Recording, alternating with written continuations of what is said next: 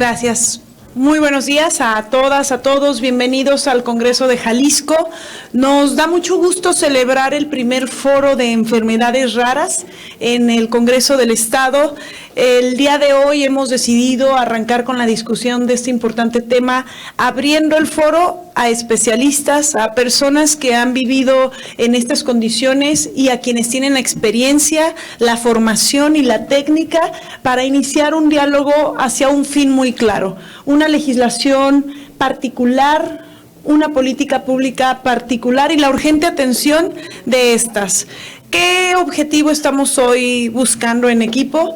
Que la sociedad civil organizada, de quien debemos de reconocer y agradecer, nace la petición de generar y de celebrar este espacio, de también la iniciativa privada. Son ellos quienes vienen a proponernos a la Comisión de Salud que celebremos un foro participativo para marcar agenda y marcar un plan de trabajo. Bueno, a ellos, primero que nada, el reconocimiento. Y segundo, de nuestra parte y a nombre de la Comisión también de Salud e Higiene del Congreso de Jalisco, con mi compañero Isaías, a quien le agradezco profundamente que nos acompañe, siempre es un gran aliado en materia de salud. Bueno, desde aquí les damos la cordial bienvenida y cuenten con nosotros. Estamos hoy presentes distintas fracciones parlamentarias porque creemos que cuando se trata de salud, más allá de partidos políticos, tenemos que hablar de una política de Estado, de leyes que generan una incidencia en la vida de todas las personas, y así será el objetivo y así serán, los pasos particulares que vamos a estar dando hoy. ¿Dónde partimos? En México se estima que entre 7 y 8 millones de personas vive con alguna enfermedad rara de baja frecuencia. Es decir, que el número de casos activos es muy baja. Esto representa entonces alrededor del 6% de la población. Y a nivel mundial entendemos que por lo menos 6,000 enfermedades raras con alto impacto en la calidad de vida están presentes. Sin embargo, ¿cuál es el reto importante aquí? Que en promedio una persona puede tardar, imagínense, hasta 8 años en recibir un diagnóstico correcto. Y en salud sabemos que un diagnóstico oportuno es toda la diferencia para las condiciones de vida de las personas. No hablemos ya de las brechas que existen económicas, ¿verdad? O más bien, hablemos sobre todo de las brechas que existen económicamente, porque más allá de tardarnos 8 años en tener un diagnóstico, el gran reto siempre está en lo costoso que esto se convierte, y entonces cuántas personas quedan fuera de tener la posibilidad de tener un diagnóstico y entender qué sucede, y entonces qué tratamiento es oportuno obtener. Es una odisea lo que la familia se enfrenta, es una odisea a la que se enfrenta todos los días. El diagnóstico tardío retrasa el acceso a tratamientos, incrementa riesgos, complicaciones posiblemente, e incluso puede generar una discapacidad o problemas en la salud de la persona irreversibles, que con oportuna atención podríamos cambiar ese destino. Y bueno, el impacto social y económico puede ser también sumamente complejo. Por eso es este trabajo, por eso es este foro y por eso estamos abriendo el espacio para escucharles y pensar en equipo. El Congreso de Jalisco se enorgullece de ser hoy cabeza a nivel nacional de atención particular a condiciones que acompañan a las familias en Jalisco, que requieren una atención inmediata y que en ninguna otra parte existe algo para dárselas. Hablo de autismo. Desde aquí estamos logrando la gran ley de autismo, que estamos seguros será un ejemplo nacional. Hablo de diabetes tipo 1. Aquí nació la primera y única ley para atender a las personas que viven con diabetes tipo 1. También una minoría. Frente a quienes viven con diabetes tipo 2, gracias, es una minoría. Sin embargo, desde aquí visibilizamos lo que cientos de familias hoy registradas, más de 800 familias hoy registradas y atendidas, vivían en silencio y sin apoyo de nadie. Hablo de cáncer infantil. Desde aquí también, frente a lo que sucede a nivel nacional, en el peor desabasto de nuestra historia contemporánea, no hay quimios, nos están matando. Jalisco da un paso al frente y desde este Congreso, por unanimidad, con el apoyo de todas y de todos los actores políticos y las fracciones, se aprueba la primera ley para atender a las niñas y niños de forma universal con cáncer infantil. ¿Significa que ya acabamos? No. Significa que hay que redoblar esfuerzos, que trabajar también por esta agenda en enfermedades raras es fundamental y ahí cuentan con nosotros. Nuestra premisa siempre ha sido que la salud debe de verdad ser un derecho, que Jalisco tiene que poner en alto el acceso al derecho frente a un sistema federal caído. Y ahí es en donde vamos a dejar de lado que la salud la convirtieran como un privilegio, sino efectivamente un derecho al que todas las personas, cual sea su condición, puedan acceder a este. Muchas gracias y bienvenidas todas y todos.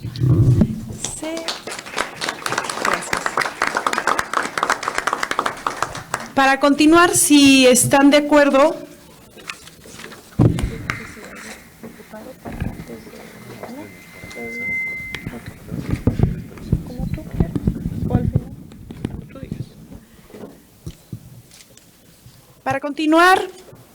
cedo el uso de la voz al doctor Jesús Navarro, presidente de OMER.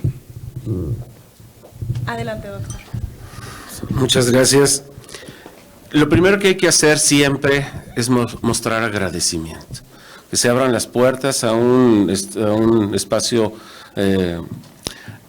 parlamentario donde los representantes de las diferentes fracciones y también de las diferentes ideologías nos dan la oportunidad de hablar. Aquí están presentes personas que viven con enfermedades poco frecuentes, líderes de estos movimientos, porque el caso es muy claro. Muchos no se pueden defender por sí mismos y necesitan de esa representación. La academia, que sin la academia no pudiéramos seguir avanzando, ya que fincamos nuestra esperanza en la investigación y en la voluntad del tratamiento, porque todas enfermedades, de baja prevalencia o no, y todas se deben de abordar desde una perspectiva de derechos humanos, desde una perspectiva de derecho. Es esto, pues, el agradecimiento para todos los que están el día de hoy presentes y quienes nos ven a distancia, del compromiso que siempre han mostrado desde este Congreso, las personas que hoy nos invitan a platicar y a escuchar lo que se tiene que decir en cuanto a los avances y lo que estamos haciendo.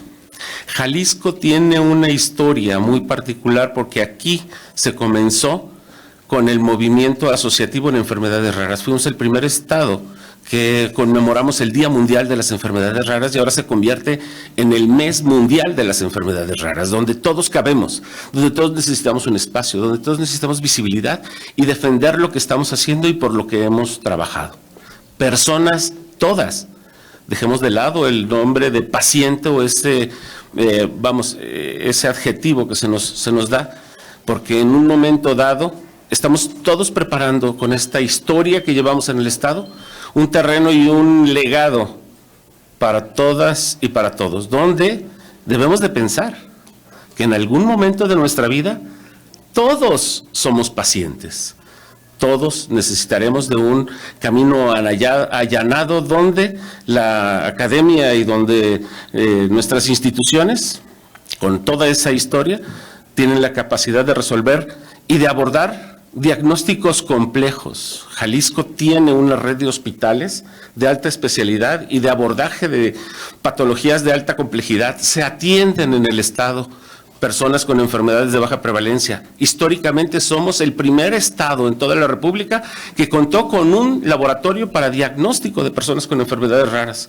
Además de que fuimos el primer estado en la República que tuvo la bonomía a partir de este congreso, de estos congresos, para que se denominara el Día Estatal de las Enfermedades Raras y en cascada a otros estados, y ahora tenemos un Día Nacional de las Enfermedades Raras. Agradecer, pues, a todos y a cada uno, tener en la mente a todos los que se fueron sin un diagnóstico, a todos los que se fueron con tratamiento y sin continuidad, porque así fue. El Estado es pionero y es, además de pionero, es bastión de la atención a la niñez. Aquí tenemos a nuestro compañero, el doctor Carlos Mesa, que él ha sido un catalizador para que se puedan realizar congresos avanzados internacionales de enfermedades raras en nuestra universidad, en nuestro estado. Pues, muchas gracias y pues me queda más que seguir agradeciendo todo el tiempo, pero sobre todo poner en la mesa una agenda que nos permita integrar todas estas piezas. para que podamos seguir avanzando y que tengamos el primer centro estatal de referencia en enfermedades raras del país, que sea quien ordene y que pueda dirigir a las personas en la búsqueda de un diagnóstico, pero también de una atención. También tenemos el centro de atención a personas con discapacidad, los centros, los CRIT, que también han sido pioneros en el diagnóstico y la integración también de las personas que viven con enfermedades raras a la vida social. Entonces, pues, mi agradecimiento y bueno, poner aquí en la mesa la necesidad de seguir y de crear esa agenda que nos permita hacer esta integración. Tenemos todos los elementos, no nos falta ninguno. El ejemplo internacional que nos pone España a través de los CESURS, de los hospitales con alta complejidad que atienden a personas con enfermedades raras y se dividen el trabajo. No necesitan más presupuesto, atienden a personas con diagnósticos de alta complejidad y enfermedades raras. Solamente necesitamos ordenar ese trabajo y que sea a través de ustedes. Muchas gracias.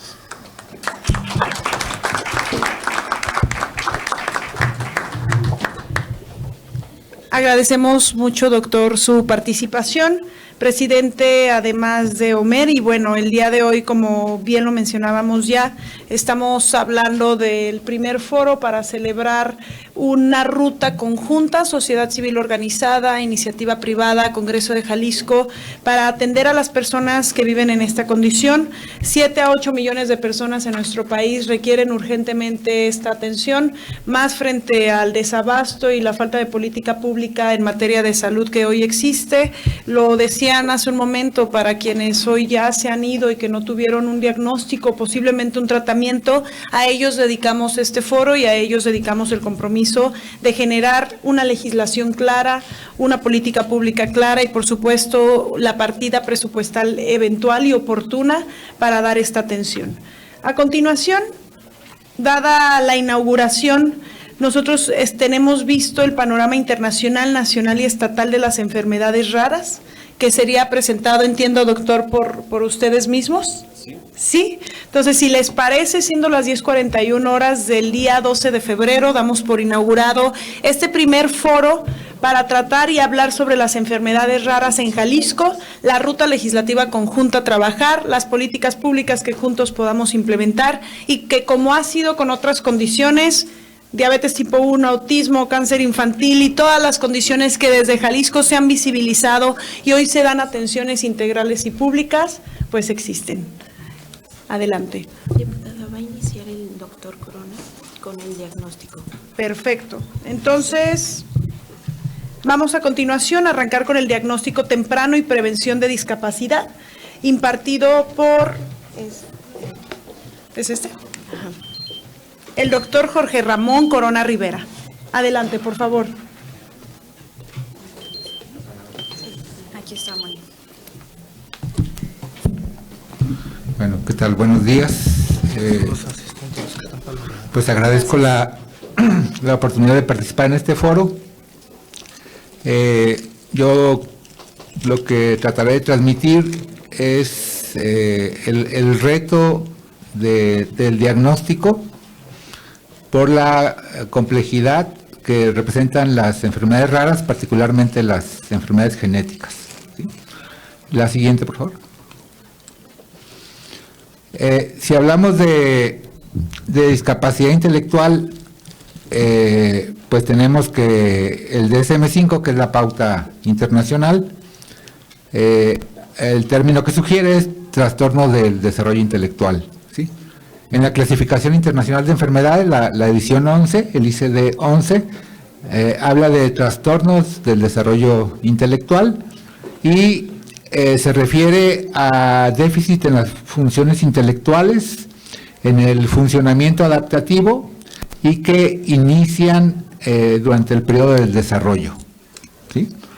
Esto excluye discapacidades adquiridas en la etapa adulta. ¿Sí? Algo complejo de medir pues es la inteligencia.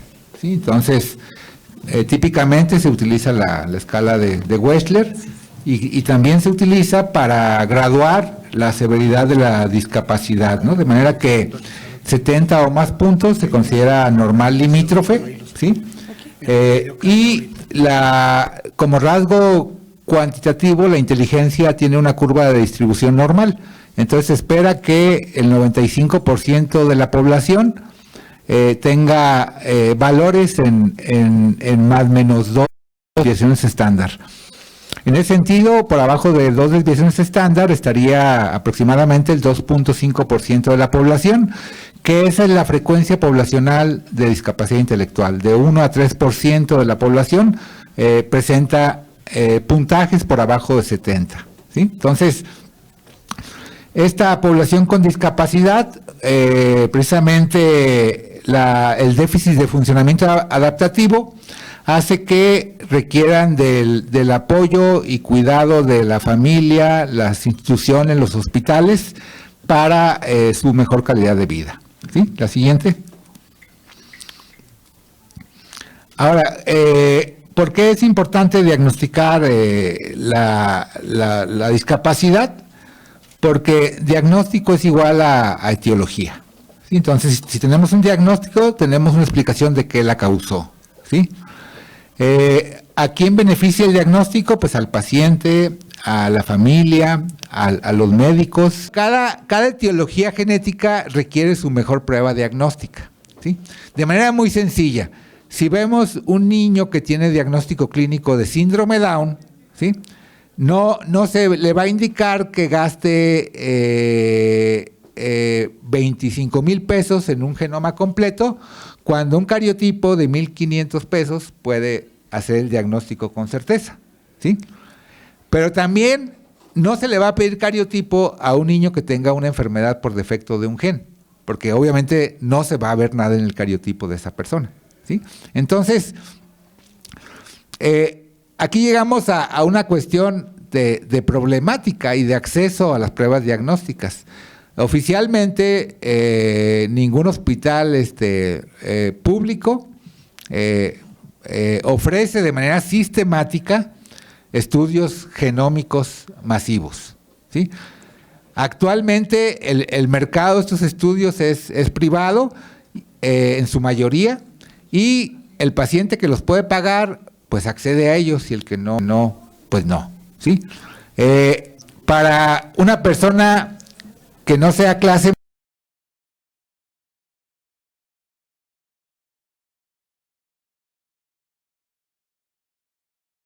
$1,000. ¿Sí? Un análisis más económico de secuenciación de todo el genoma, los más económicos rondan los 21,000 pesos. ¿Sí? Entonces, y algo importante es el rendimiento diagnóstico de todas estas pruebas, porque a cualquiera se nos antojaría que si el médico me indica una prueba de 25,000 pesos, con eso voy a saber qué tiene, y no. O sea, esas pruebas, por ejemplo, los microarreglos que siguen costando algunos más de 20,000 pesos, en el 20% identifican la causa. ¿Sí? O sea, en 8 de 10 el resultado es normal. ¿Sí? En cambio, los estudios de exoma tienen un rendimiento que es mejor, en promedio un 35%, y los del genoma completo pues ya rondan el 50%. Esto de cualquier manera llega que si hablamos en el catálogo de McKusick, que reúne todas las enfermedades genéticas, al día de hoy tiene registradas 7,694 enfermedades monogénicas, prácticamente todas casi raras.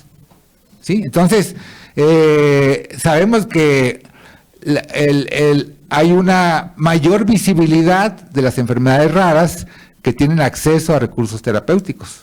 Pero si consideramos que son casi 8,000, ¿cuántas tienen acceso a recursos terapéuticos?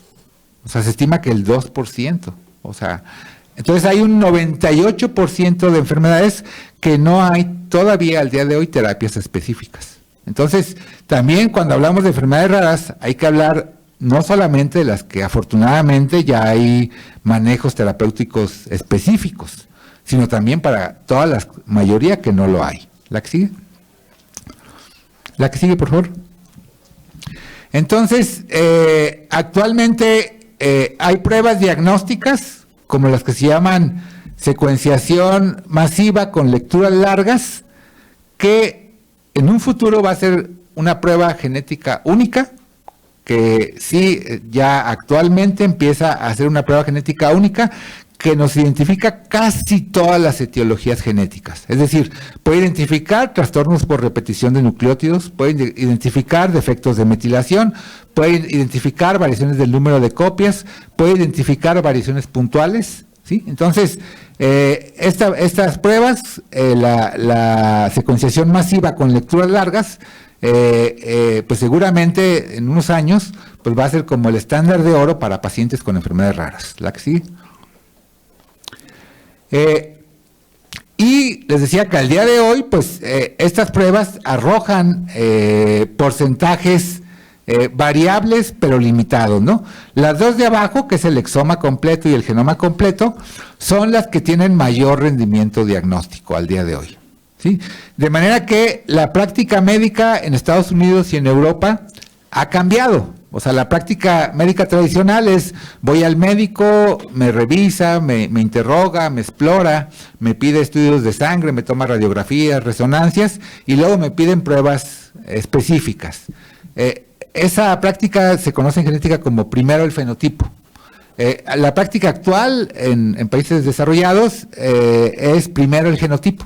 O sea, llega el paciente, se ve que es una enfermedad genética, se hace el estudio genético y en una segunda consulta, en 5 o 6 de cada 10, ya tenemos el diagnóstico, ¿sí? Entonces, eso cambia drásticamente la forma de dirigir la atención médica, porque en una segunda consulta ya se ven opciones de manejo dirigido, si hay tratamientos específicos, pues ver las opciones de acceso, qué pruebas le sirven, qué pruebas no le sirven, gastos innecesarios. Entonces, ambas, y si el paciente cae en los 4 o 5 que no hay diagnóstico, pues se tiene que volver al abordaje tradicional, volver a buscar, volver a pensar.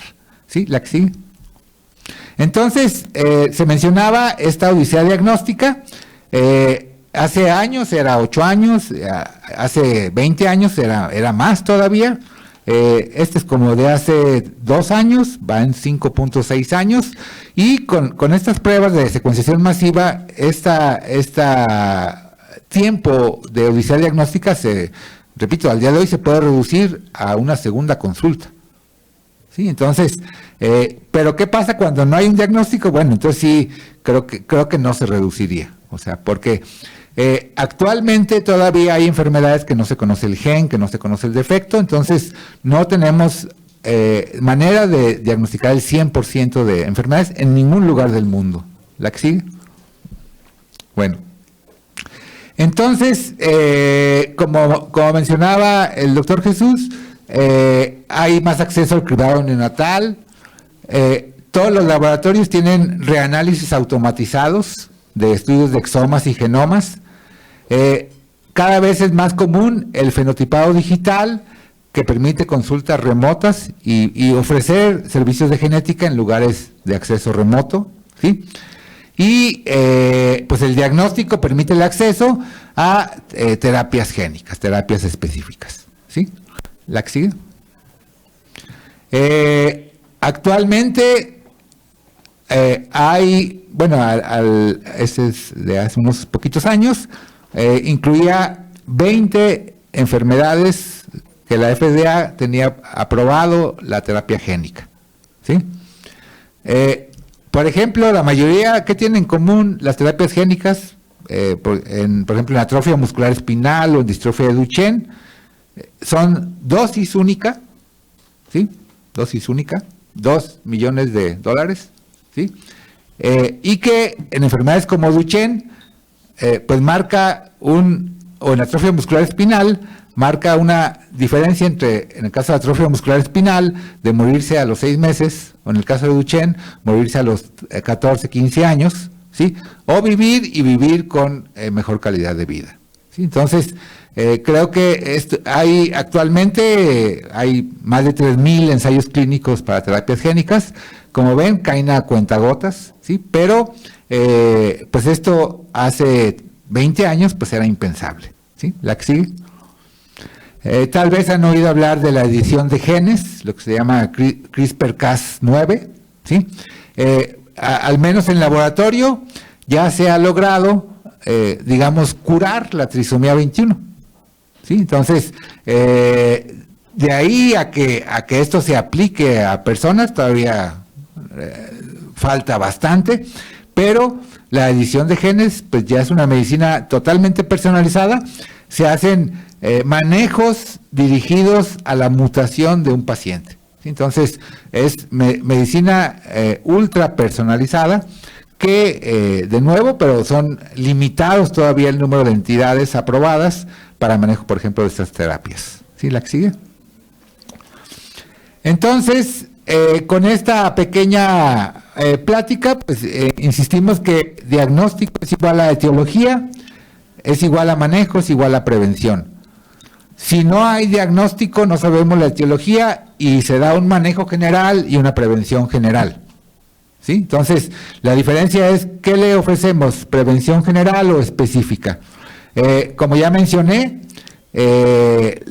medidas preventivas, desde medidas reproductivas, terapias génicas, terapias de reemplazo enzimático, estudios necesarios, vigilancia adecuada, ¿sí? Pero, ¿qué pasa cuando no hay diagnóstico? Pues, lamentablemente, la incertidumbre, la ansiedad, los gastos, pues persisten, ¿sí? Porque pueden pasar 5 años, muchos estudios, muchos gastos, muchos especialistas, y seguir sin saber todavía qué tiene una persona, ¿sí? Entonces, al día de hoy, en todo el mundo hay un 30-40% de pacientes que pese a tener acceso a múltiples pruebas, estudios, hospitales, no hay diagnóstico, ¿sí? Entonces, y que bueno, en esos casos damos lo que llamamos asesoramiento genérico empírico, de lo que se sabe de la epidemiología del padecimiento, ¿sí? La que sigue. Y que en diagnóstico, con lo que mencioné, los estudios de secuenciación masiva, pues están revolucionando la práctica médica, ¿sí? Entonces, es la piedra angular del diagnóstico y como mencioné, pues compete al gobierno, ¿verdad? Nos compete a todos como sociedad el acceso a la salud, por ejemplo, implica todo esto, y las enfermedades raras, son, además de raras, caras, ¿sí? Las enfermedades, hasta rima, ¿verdad? Entonces, y hay que entender que se han ido abaratando, o sea, costó $1 millón de dólares secuenciar, varios millones, $100 millones de dólares secuenciar el primer genoma humano, y hoy pues cuesta 21,000 pesos como uso clínico. O sea, se ha abaratado, si lo vemos así, bastante, pero hay que tomar en cuenta que hay países que, pues obviamente, los sistemas de salud lo cubren, por ejemplo, ¿sí? Y nuestro medio, pues es un reto importante, y que el diagnóstico temprano, al día de hoy, no siempre es posible, ¿sí? Y que, pues todavía hay una gran mayoría, un 97-98% de enfermedades que no cuentan con terapias específicas. Toda enfermedad genética tiene manejo, toda. Para todas hay manejo. Pero terapias curativas o que se acercan, todavía es muy bajo el porcentaje. Y aún ese bajo porcentaje, aquí se plantea el problema de que ni a esas pocas que hay pueden acceder toda la gente. Entonces, yo creo que retos para años, ¿eh? Bueno, gracias.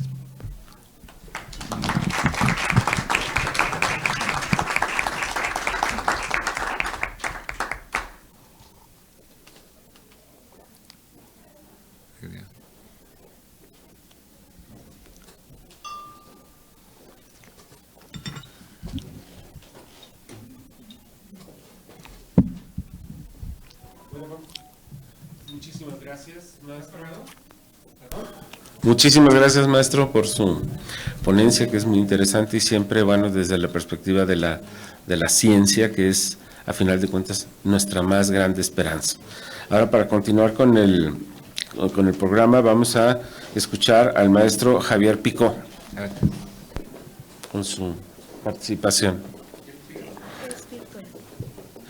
Es una presentación virtual que tenemos. Adelante, por favor.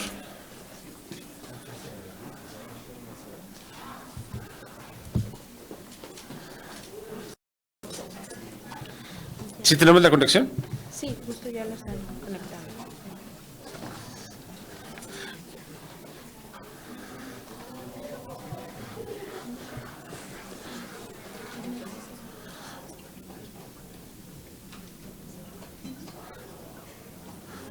Pues mientras se conecta el maestro Picó, a mí me gustaría pues decir un montón de cosas, ¿no? Decir que aquí en Jalisco tuvimos la oportunidad de tener el primer laboratorio para diagnóstico de enfermedades raras, que en todos los casos siempre da esperanza a las personas que enfrentan un diagnóstico tan difícil como es uno que se integra con dificultades. También mencionar, pues, y no dejar de lado la importancia que tiene la capacidad instalada en nuestro estado. Tenemos un biobanco en el Hospital Juan I. Menchaca y tenemos un laboratorio de medicina translacional, que eso también es una de los recursos más importantes que tenemos a nivel global para poder intercambiar información a través de estos laboratorios y estimulando, pues, a buscar diagnósticos. Eso es muy importante. Dígame. Sí, en la unidad de histogenética del Hospital Juan I. Menchaca, sí se tiene ya integrado de manera casi sistemática los estudios de secuenciación masiva, pero dirigidos solamente a niños con cáncer. Entonces, sí, ese es un logro pues muy importante. O sea, hay recursos, hay la capacidad, hay todo lo humano y técnico. Lo que no hay es el recurso. Bueno, tenemos que poner ahí en la mesa y tenemos que poner en valor el trabajo que hacen sistemáticamente nuestros hospitales y la capacidad instalada, en el sentido de que ya no tendríamos que impulsar que se construyera una unidad de esta, sino que ampliarla. Pues adelante, maestro Picó, por favor, con su ponencia. Ya estamos conectados. ¿Nos escucha?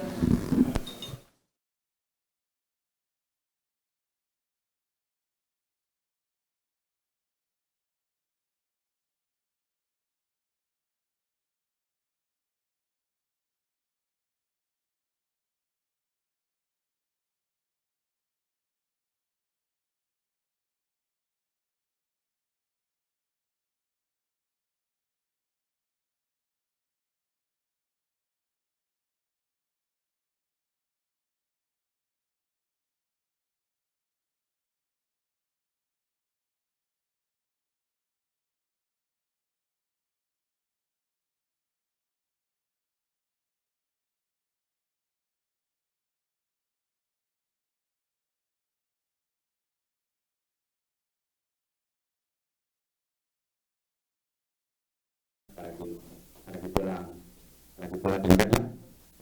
Gracias por el tiempo, muchas gracias por la invitación. Disculpen que no haya podido asistir de manera presencial, estar ahí con ustedes, pero por ocasión amerita que al menos no retrasar este tema que nos solicitaron comentar con ustedes, compartirles, que es el desarrollo del plan sectorial para atrofia muscular espinal. Les voy a presentar unas slides simplemente para que sirvan como referencia visual y expliquen el trabajo que se ha venido llevando a cabo, los logros que se han obtenido, el esfuerzo que han hecho todas las instituciones de salud y todas las organizaciones para que esto suceda, y sirva un poco como referencia de modelos de cobertura de enfermedades raras que tan demandantes van a ser a partir de ahora, ya están siendo en el sistema mexicano. Espero que puedan ver ya mis láminas, un segundito, buscaré un poquito más grande.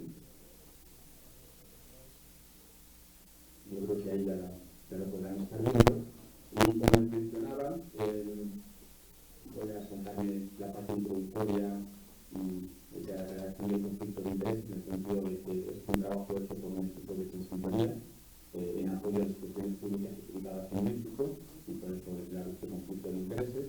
Pero yendo al punto que nos atañe y el que quería compartir con ustedes en este ratito, pues les quería contar cómo surgió, hasta dónde llegó y qué éxitos obtuvo el desarrollo de un plan sectorial para esta enfermedad. Recuerden, y para los que no estamos muy al corriente de la misma, que IAME es una enfermedad rara, de muy baja incidencia. Para niños, desde los recién nacidos, tiene diferentes tipos, pero desde los recién nacidos ya con un tamizaje correcto los podríamos identificar. y que si no reciben un tratamiento en ventanas temporales muy cortas, en los primeros 6 meses principalmente, pues el deterioro en su aparato motor que van a generar estos niños, pues les va a incapacitar llevar una vida normal y, evidentemente, si ni siquiera reciben tratamiento, pues les va a llevar a una mortalidad muy temprana, ¿no? Y entonces, con el drama social y humano que esto genera en las familias y en la sociedad. En octubre del 2023 comenzaron ya unos conversatorios en salud que ya se empezaba a ver que había terapias disponibles que estaban viniendo y que se requería un enfoque diferente al tradicional de acceso a la innovación tecnológica que en los últimos años se venía manejando en México. Y entonces se arbitraron diferentes campos de trabajo que fueron generando esta necesidad, justificación, demanda, información a los niños y a sus padres, bueno, a los padres sobre todo, los niños son muy chicos, asociaciones de pacientes y de ahí a toda la red asistencial en el país. Esta concienciación pública fue crítico con las campañas de aumentar el conocimiento sobre el AME, que de hecho tuvo impacto incluso en medios masivos desde el punto de vista de comunicación. Y como ven aquí abajo, hubo un momento en que había tantas aristas en juego que, además de ver qué opciones de tratamiento había, además de discutir programas de diagnóstico temprano, sabiendo que además esto iba a poner en tensión los modelos de financiamiento de las instituciones públicas y privadas, diría, pero evidentemente públicas hoy nos atañen más en cuanto a la cobertura de moléculas tan complejas y tratamientos tan complejos como los que estos niños requieren, ya incluyendo algunas que tienen que ver con lo que llamamos tratamientos genéticos. Pues esto hizo que había que alinear y encontrar y ponerle números a este proceso. Por eso aquí abajo verán que aparece este concepto de desarrollar un plan sectorial integral que permitiera de manera multidisciplinaria pues definir, acordar y comprometerse a el manejo correcto de esta enfermedad. Repito, había que coordinar muchas opciones, la ventana temporal es corta, el gasto es elevado, el impacto público en salud es muy alto, también el beneficio que se obtiene, y cuando juntas todas estas variables en una misma problemática, pues evidentemente el tiempo corre y corre en nuestra contra y entonces había que actualizarse. ¿Qué es este programa o cómo se construyó este plan sectorial de AME y qué componentes tiene?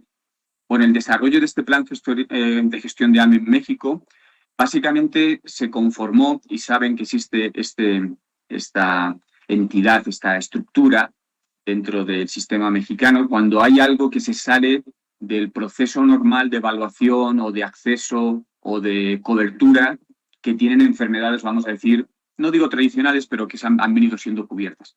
Pero cuando te encuentras algo o porque la innovación genera un beneficio disruptivo o porque no están cubiertas o manejadas estas enfermedades, pues por eso a veces amerita hacer este tipo de reflexión. 3 partes fueron críticas para que las mesas de trabajo pudieran llevar a cabo a este acuerdo que luego mencionaré, pero terminaron en un éxito positivo. Y ahora explicaré a qué le voy a llamar un éxito positivo. Una parte A, como ven ahí, que está en la parte izquierda, que habla de la salud, ¿no? La salud es un sector, es una parte del plan sectorial que habla de salud. ¿Qué quiere decir salud? Pues lo más vinculado a la atención médica.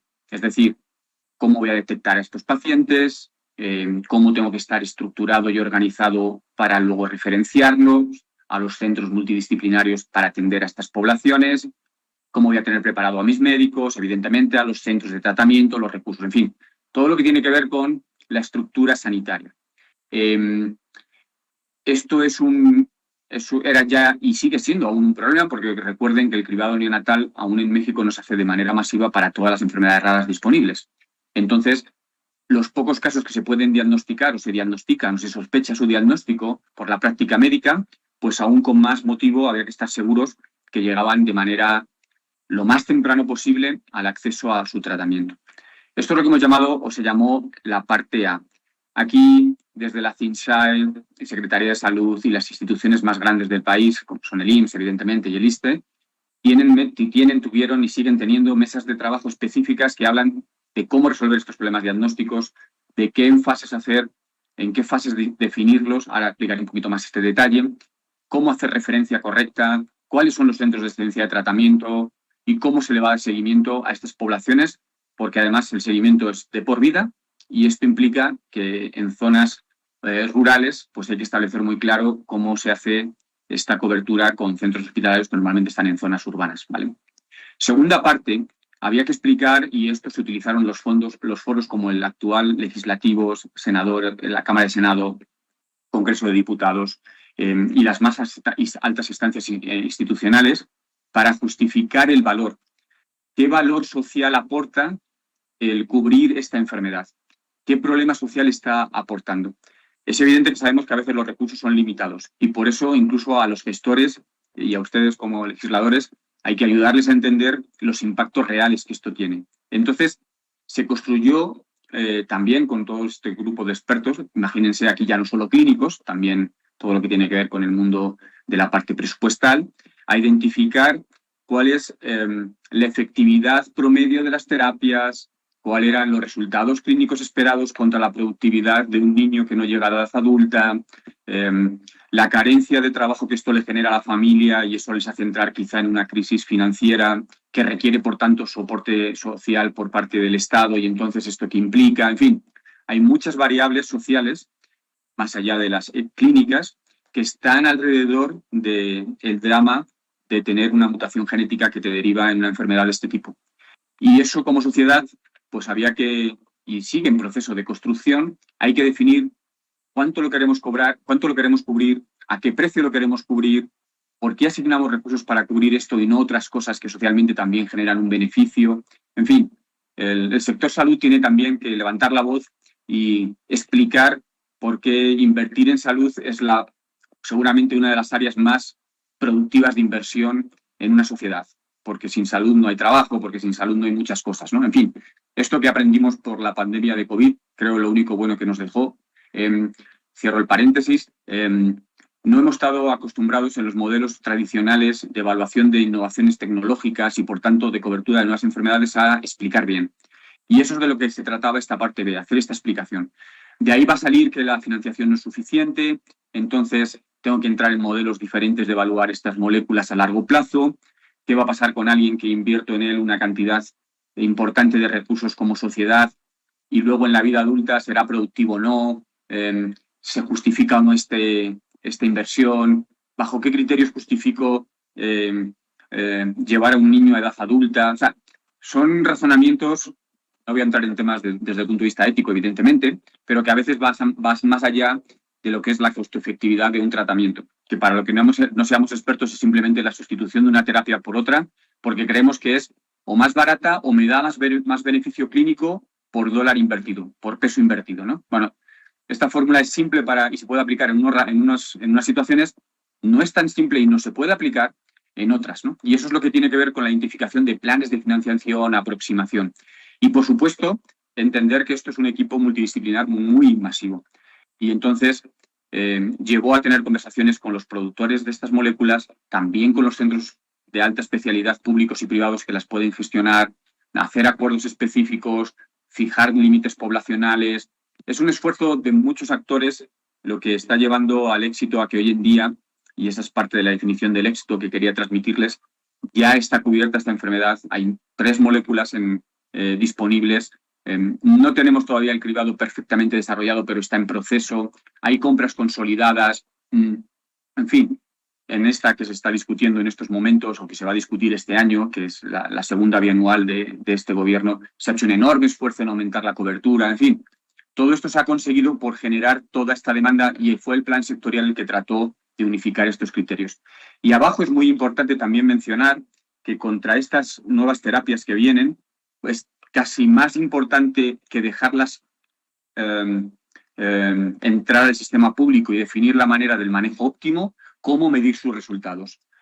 Para los que no seamos expertos, también tienen que saber que estas moléculas, a diferencia de las que conocemos clásicas, suelen ser terapias que, como son enfermedades raras, se hacen con muestreos de pacientes muy pequeños y, por tanto, se hacen lanzamientos, perdón porque lo diga en inglés, pero fast track, de proceso rápido, no sé cuál es la mejor traducción viable, en español, pero que permiten acelerar su entrada a la población. Esto es bueno porque tienen acceso a un tratamiento que no tenían antes, se llaman innovaciones modificadoras de la enfermedad, pero tiene algo negativo y es que solo tenemos historia de los últimos 4 o 5 años. Entonces esto para los sistemas de salud es complejo porque no sabemos más allá de 6-7 años si la eficacia de los tratamientos va a seguir manejándose, va a seguir activo. No lo sabe ni el fabricante porque está todavía en evolución. Por eso la monitorización tiene que estar implícito en el uso de estas tecnologías en estas enfermedades raras, porque recopilar evidencia en el mundo real nos va a permitir entender si la decisión como sociedad que hicimos de cubrir la vida de un niño de recién nacido con este tipo de gasto para que sea productivo tuvo un sentido clínico, económico, social positivo. Y esto solo sabremos si su evolución. Pues que no recayó, que efectivamente cumplió sus metas clínicas, que puede llevar una vida normal, en fin, aspectos muy claves, ¿no? Y estos suelen ser también criterios que se utilizan en la renegociación, porque como cada X años vamos a renegociar la nueva incidencia, es decir, los nuevos casos que sucedan, pues nos permite también saber, como se suele decir, si estamos pagando el precio justo, hemos pagado de más, debemos ajustar los precios. Entonces es un sistema dinámico, lejos de decir, pues mira, una aspirina cuesta $1 y no pasa nada porque tenemos 50 años de historia y siempre que paguemos no más de $1 está bien usada. No, esto no es tan simple para estas enfermedades. La N es muy pequeña, el número de casos es muy pequeño, el costo es alto, la variabilidad clínica puede todavía no estar clara. Entonces son modelos dinámicos que tenemos que ir continuamente reevaluando. ¿Y cómo se reevalúan? Con la monetización. Entonces, la actividad de la prestación médica no acaba solo en el manejo clínico, también necesitamos que reporten los resultados obtenidos. Esto, en la perspectiva de un plan sectorial, y ya casi para ir terminando y cumplir un poquito y respetarles el tiempo que tienen asignado a la jornada intensa que van a manejar, pues derivaba en que tenía además que cumplir una serie de criterios que son requisitos indispensables para que tú seas un plan sectorial. Es decir, para que no seas un modelo de acceso, porque esto ya sabemos que hay instituciones y organismos que se encargan de ellos. Un plan sectorial es algo que independientemente de las unidades actuales, los consejos de salud general de turno, COFEPRIS, las instituciones de salud pertinentes, Secretaría en la compra, ven trocitos, pero no ven ni tienen la perspectiva completa del problema. Bueno, para que tengan la perspectiva completa y entonces se pueda manejar también en el área legislativa, pues tiene que tener también criterios objetivos de acceso, calidad, capacidad, eficacia y protección. Porque evidentemente es un derecho a la salud que una vez que lo demos, se lo vamos a dar a toda la población. Entonces tenemos que garantizar que toda la población tenga derecho a un cribado. Luego podemos decir que el cribado de momento no puede ser tan intensivo como debiera, pero un cribado tiene que haber, ¿no? Que la participación social, que el trato sea digno, que las familias estén acompañadas, que los médicos estén listos, que la infraestructura hospitalaria de alto nivel, porque claro, si es un tratamiento que va a costar altamente, ¿quién lo infunde? ¿En qué manos de quién lo dejamos? Como sistema de salud, ¿cómo queremos monitorearlo? Eso es todo lo que se habla en el aspecto de capacidad. Y ya he mencionado, no voy a repetir, los temas de eficacia y de protección para que el control oportuno del tratamiento realmente genere los resultados que se propusieron. Eso generó entonces que este programa, repito, que entonces si hablamos de que fue el 23, estamos en el 26, bueno, no estamos en octubre, pero este año cumplirá 3 años desde que empezó a discutirse en diferentes ámbitos, aquí solo les estoy haciendo un muy breve resumen, pues derivó, repito, en este acceso a tratamientos y terapias, y en este momento México es uno de los pocos países del mundo que tiene acceso a toda la tecnología sanitaria de primer nivel que actualmente existe. No sabemos si en el futuro habrá una mejor, pero de la que hay en el mundo, en México está disponible. Y va a depender y se usa de manera combinada en función de modelos de impacto presupuestal. El área de Secretaría de Salud de compras consolidadas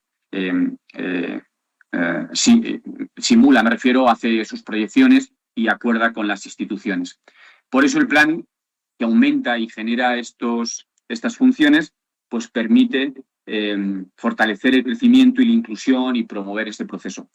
Termino únicamente mencionándoles que se lo he ido anticipando durante estos 15 minutos, o en resumen únicamente cuáles son los aspectos que como sección se han manejado.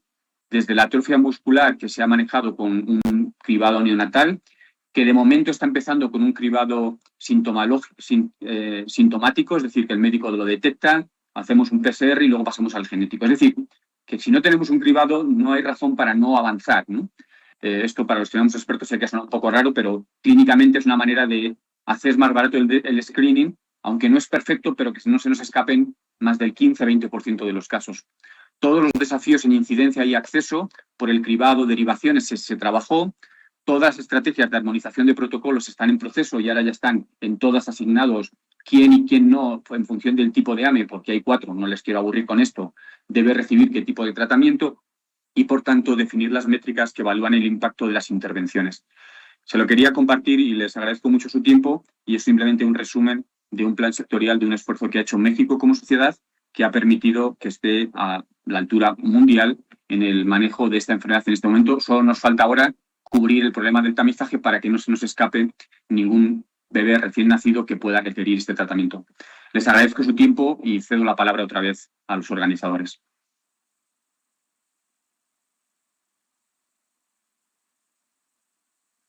Su intervención para nosotros es muy valiosa, dado que nos abre una perspectiva respecto de este plan sectorial y cómo ha derivado en la disposición en nuestro país de todas las tecnologías a nivel global de más grande avanzada. Para todos nosotros es importante tener en cuenta la importancia que tienen los costos, y muchas de las ocasiones nos parece injusto que pongan antes el precio que la vida de las personas, pero tiene un racional. Y ese racional necesitamos llevarlo a cabo a través de investigación.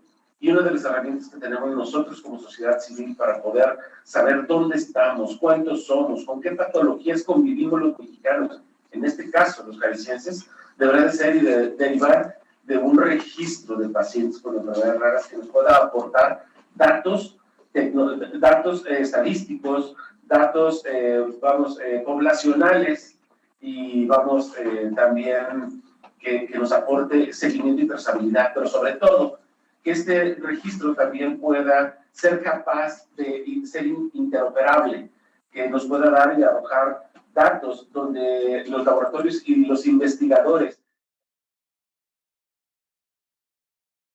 de investigación para terapias innovadoras en la población que se necesita. Y para esto nos permitimos invitar al doctor César Cruz, que ha sido una de las personas más importantes en el sentido del Consejo de Salud General en su momento, que nos apoyó para crear una comisión de registro, seguimiento y aprobación de enfermedades raras, donde se tenía todo un bagaje y toda una estructura de actores importantes, como era la Academia Nacional, la Academia Mexicana de Salud, como eran las instituciones, y bueno, no hubo la oportunidad de poder aplicar este registro nacional de personas con enfermedades raras, pero él es gran experto y me gustaría poner en la mesa aquí con nuestros parlamentarios locales, poner en valor todo el trabajo y el conocimiento que tiene el doctor César Cruz en este respecto, y que pudiéramos ser capaces de poner en valor este trabajo que ha realizado el doctor, y poder tomar ese ejemplo que nos debería de servir en el Estado para saber dónde estamos, cuántos somos, con cuántas patologías convivimos, ¿sí? Y sobre todo que nos arroje datos poblacionales, estadísticos y sobre todo epidemiológicos, porque es ahí donde se puede cambiar el paradigma de lo que estamos viviendo. Ser innovadores es el alma y el sentido de este Estado, gracias al apoyo de todos y cada uno de los actores que están sentados en la mesa. Entonces, si me permiten darle la voz al maestro. Muchísimas gracias, muchas gracias, doctor, diputada, muchas gracias por la invitación de estar aquí el día de hoy, el inmerecido honor de compartir con ustedes en este bello estado de Jalisco. Decía que cada vez que yo vengo aquí tengo muy buenos recuerdos, en particular del doctor Sánchez Corona, en paz descanse, que era un gran pionero en el arte del diagnóstico genético y muchas otras cosas.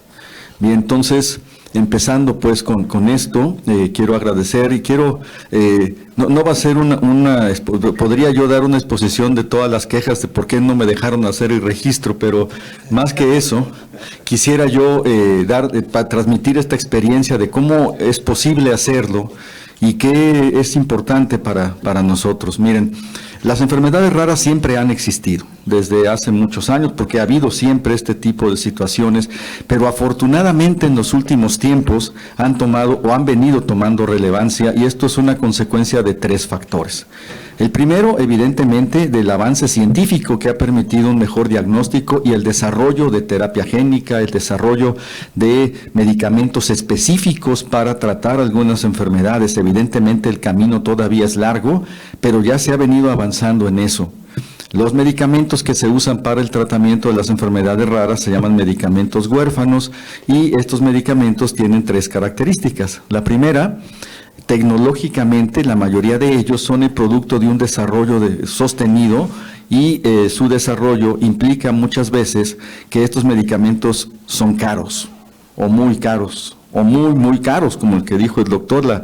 La terapia génica para la atrofia muscular espinal tiene un costo nominal de $2 millones, o sea, 20 y tantos millones de pesos, y eso a veces es complicado para 40 y tantos millones de pesos, perdón por la mala, entonces, en fin, entonces eso puede complicar mucho las cosas, y esto ha motivado pues que los medicamentos huérfanos sean siempre vistos por las autoridades como un tabú, como algo de que es muy caro, mejor, y cuando uno tiene esta situación puede tomar 2 posturas, una postura que diría Jorge Ortega y Gasset: yo soy yo y mis circunstancias, si conozco la circunstancia puedo cambiarla.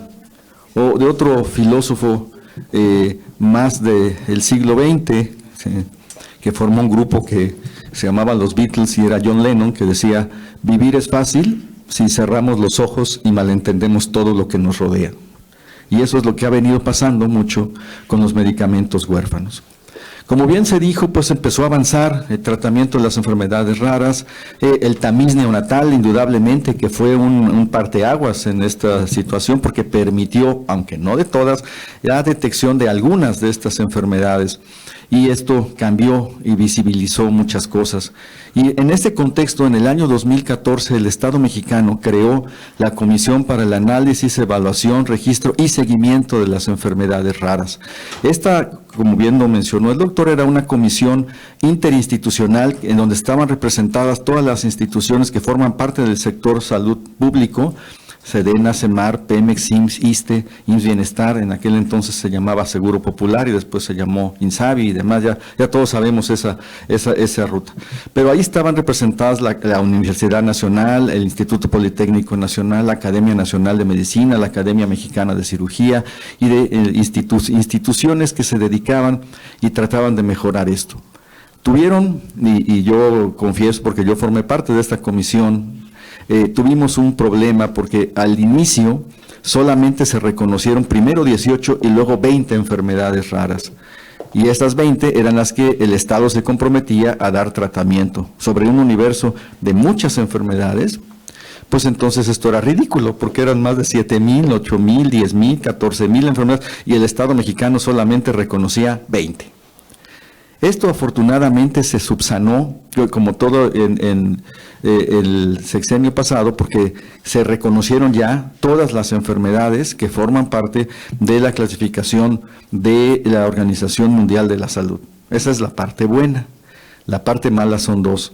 La primera, que desaparecieron la comisión, porque la comisión, dijeron en ese momento, ya no tenía objeto, porque si ya no íbamos a evaluar enfermedades y ya todas estaban reconocidas, pues entonces ya no tenía que haber comisión.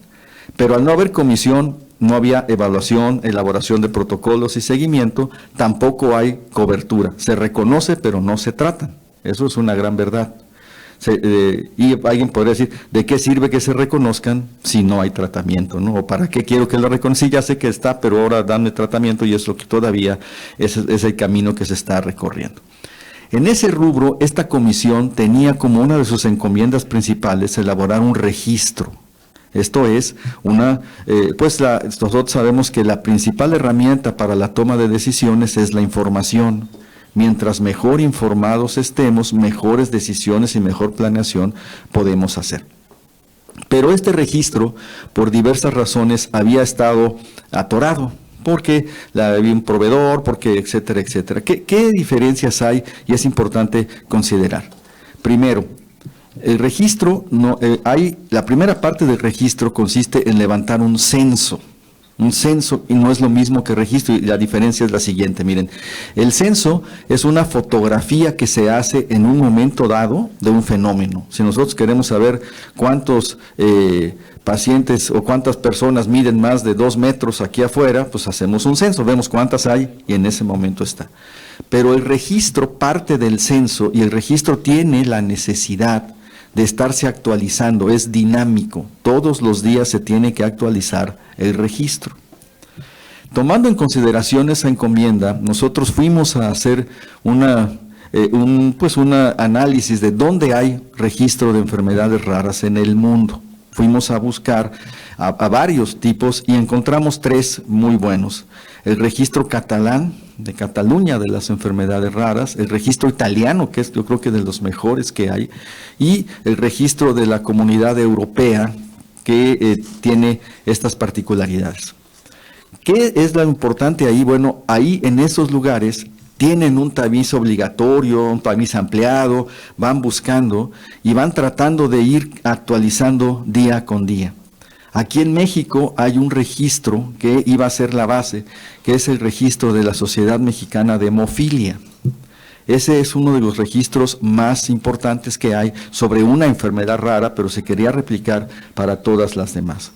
¿Qué pasa con el registro de la hemofilia? Bueno, el registro de la hemofilia, en aquel tiempo nos dijeron, las sociedades que los hicieron, tenía un presupuesto anual de 1 millón de pesos. O sea, cuesta 1 millón de pesos mantener el registro de la hemofilia. ¿Por qué? Porque día con día se actualiza, porque tiene que tener una base de datos que se interconecte, que se pueda consultar, porque de nada sirve una base de datos encriptada que nadie vea, entonces ¿para qué la queremos? Tiene que estar y se tiene que actualizar.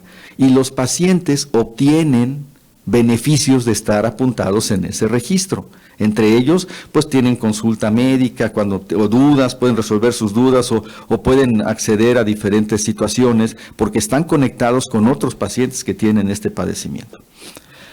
En esto habíamos hablado ya con los asesores, cuando apareció un fenómeno que indudablemente hizo que todos cambiáramos nuestros planes, y es la pandemia, ¿no? Si nosotros teníamos unos planes en el 2019, pero en el 2020 indudablemente tuvieron que hacer otros, porque la pandemia vino y esto dificultó mucho la toma de este registro. Pero apareció otra oportunidad. Se acordarán que para que uno se pudiera vacunar, tenía que registrarse en una página. Y entonces, de ahí nos surgió la idea de, ¿por qué no hacemos un registro donde los pacientes se apunten para no ir a buscarlos? Que ellos se apunten en línea. Es ya muy difícil que alguien no tenga acceso a una computadora con internet, a lo mejor pero pueden ir a algún lugar y apuntarse o facilitar esta situación. Y fue como nosotros tuvimos entonces la encomienda de realizar el primer censo, que iba a ser la base del registro de enfermedades raras. Este censo entonces se lanzó, se acordarán algunos de ustedes, en el año 2020 y tenía esa finalidad. Va a ser un censo tanto de pacientes como de enfermedades, porque el paciente iba a anotar sus enfermedades y tenía esta situación. Lanzamos primero un programa piloto donde se detectaron algunas ineficiencias del sistema. Por ejemplo, alguien nos dijo, un paciente puede tener más de una enfermedad rara al mismo tiempo, entonces tiene que anotarse, y en el campo nada más tenía una situación para una sola enfermedad, y fuimos corrigiéndolo para tratar de lanzarlo.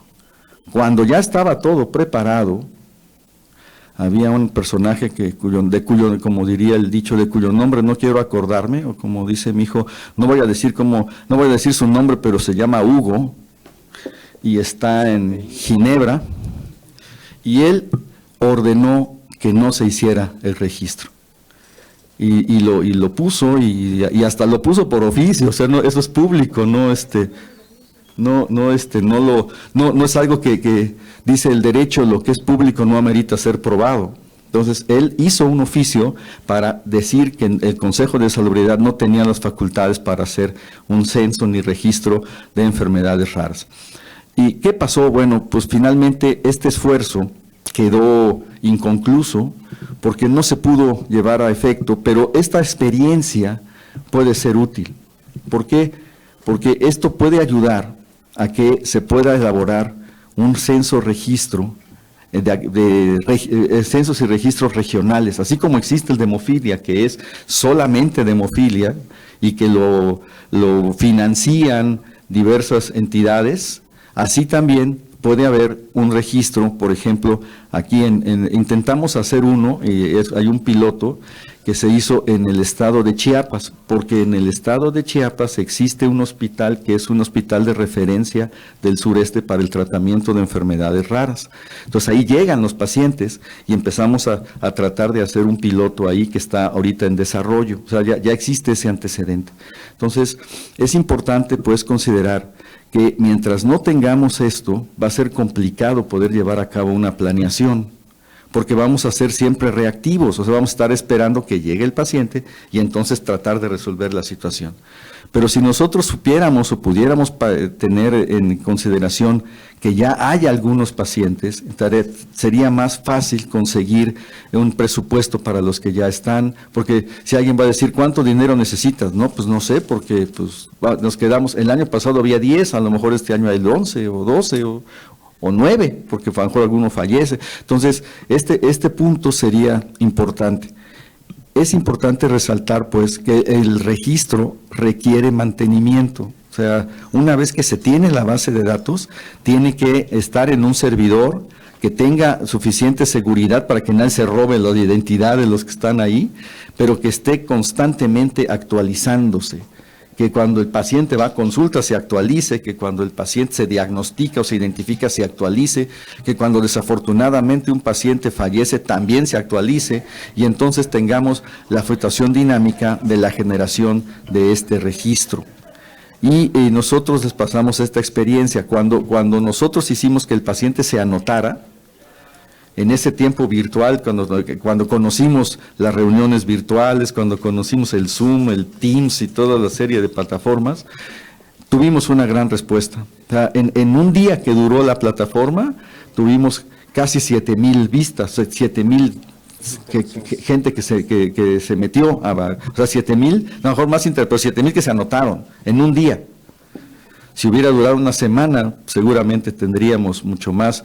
La clave para anotarse era el CURP, porque es único e irrepetible, entonces no había forma de que alguien tenga 2 CURPs o 3 o 4, porque decía alguien, es que si ustedes anotan, si ustedes no hacen algo bueno, la industria tiene tanto interés que es capaz de anotar más pacientes de los que hay, ¿no? O alguna cosa así. Y pues eso definitivamente es imposible si tenemos un CURP y tenemos la forma de identificar al paciente, ¿no?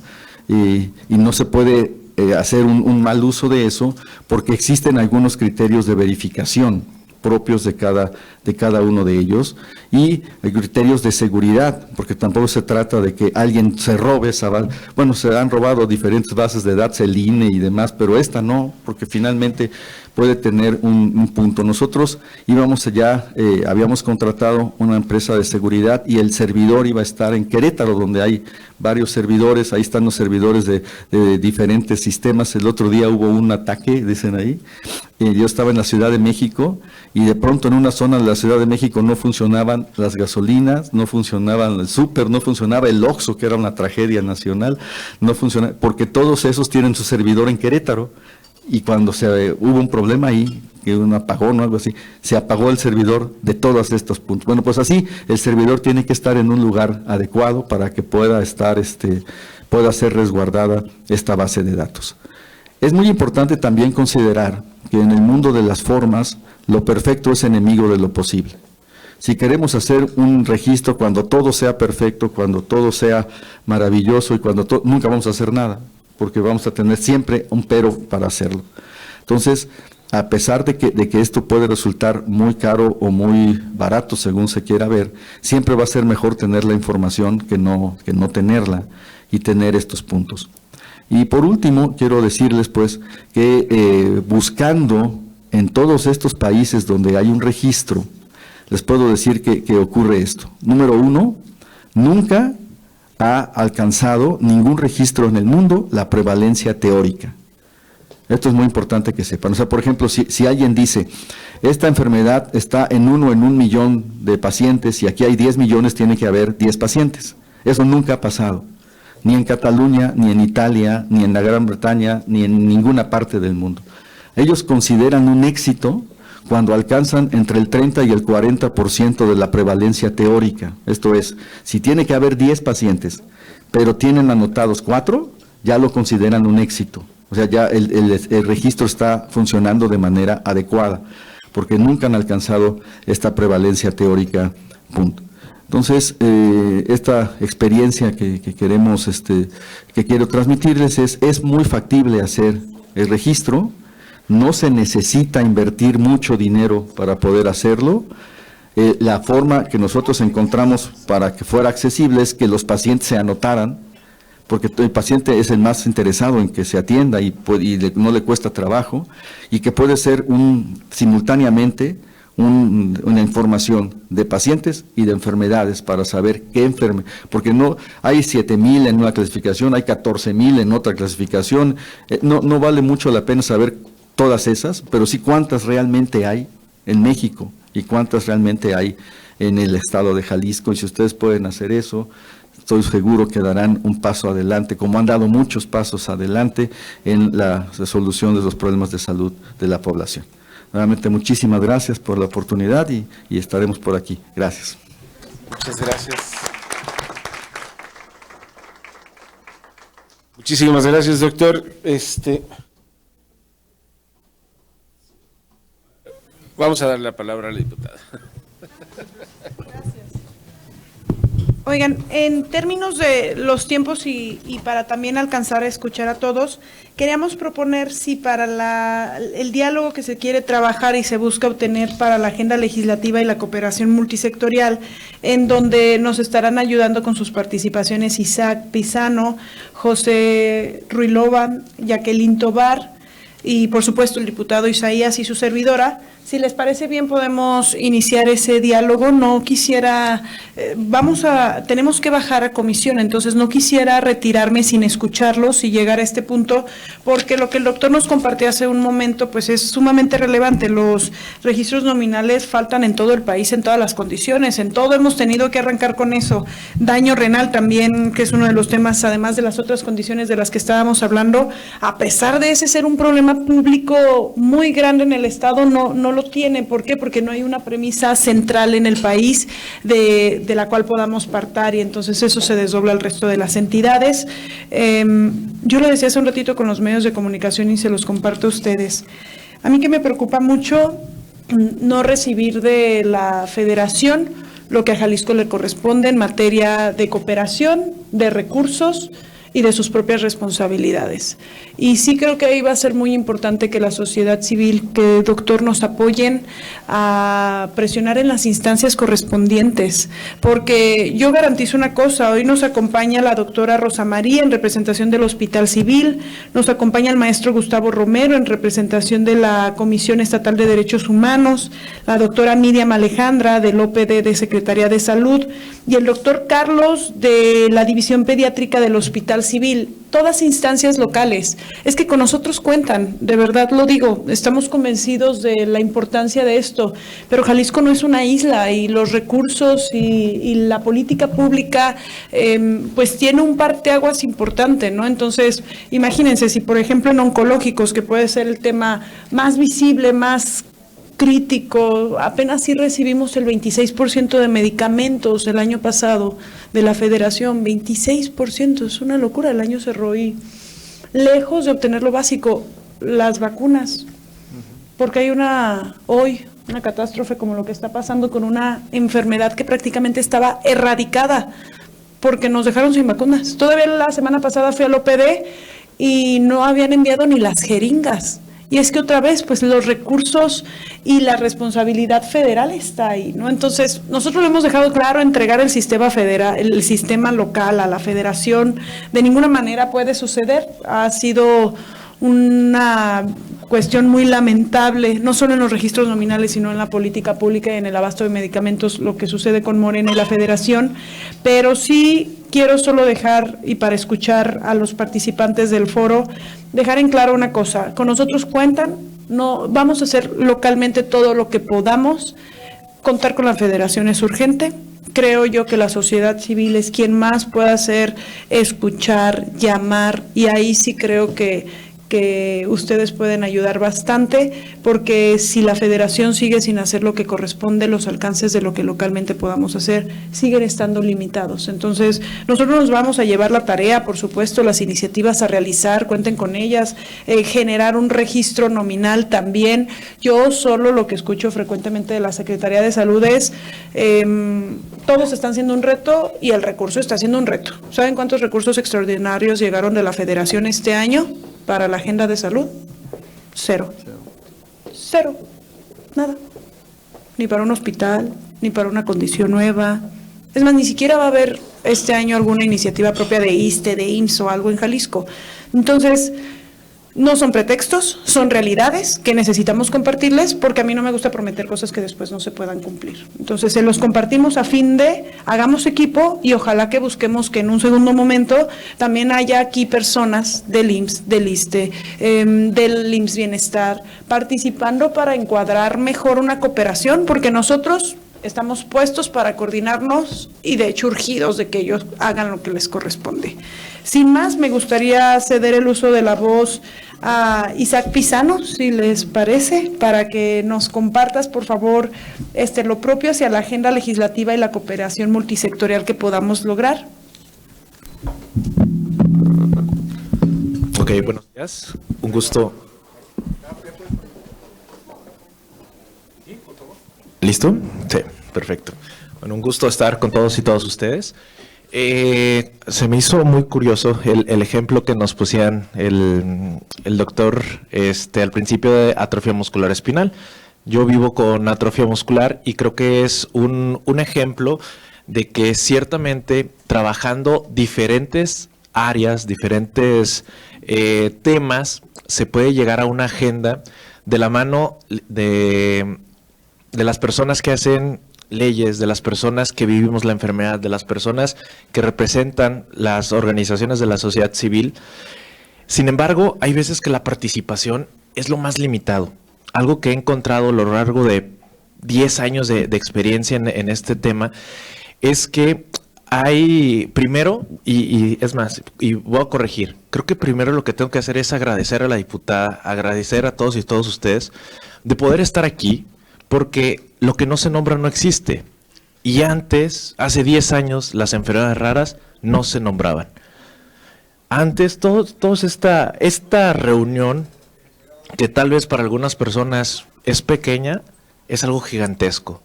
Creo que hay que reconocer estas acciones que en febrero se están haciendo, que año tras año las organizaciones de la sociedad civil que pertenecemos a enfermedades raras, estamos intentando visibilizar este punto.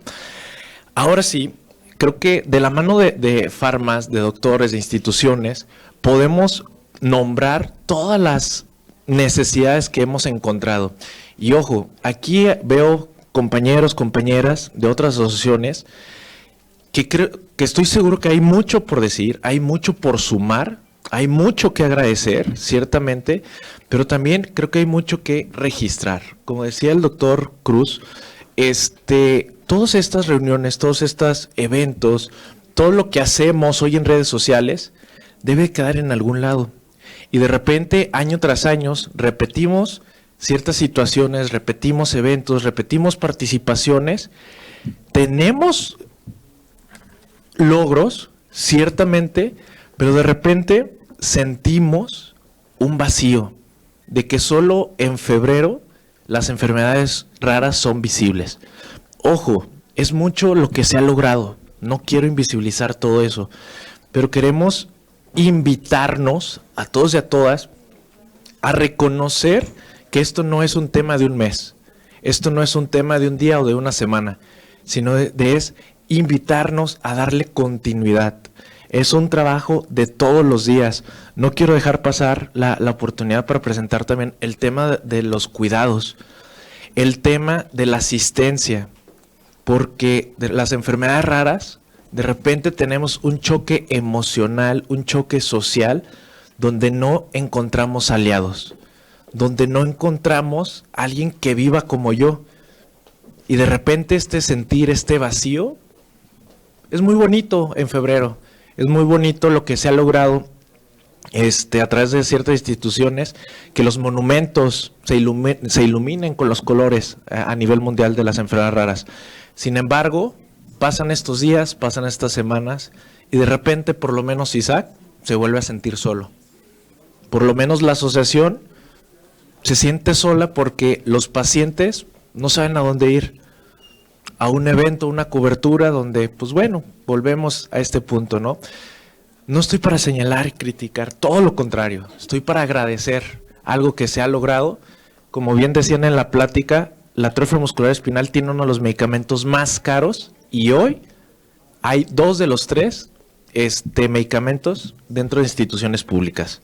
¿Vamos por más? Sí, claro. Vamos para que el 100% de los pacientes tengan acceso a los tratamientos. Esa es mi pregunta. ¿Cómo? Y no estoy aquí para responderla para nada. Es para compartírselas. ¿Cómo podemos hacerle, sociedad civil, diputados, diputadas, instituciones, para lograr esa cobertura? Como bien decía la diputada, aquí faltan representantes, ciertamente, pero necesitamos que esto se multiplique. Y creo que nuestra tarea de los que estamos aquí presentes va a ser esto, replicar, compartir todo esto, y que ojalá sigamos haciendo ruido y sobre todo unidos, porque creo que aquí necesitamos unión. Hay experiencia, hay apertura, pero necesitamos trabajar juntos y juntas. Necesitamos que esto nos una porque vivimos lo mismo. Y es algo que les quería compartir.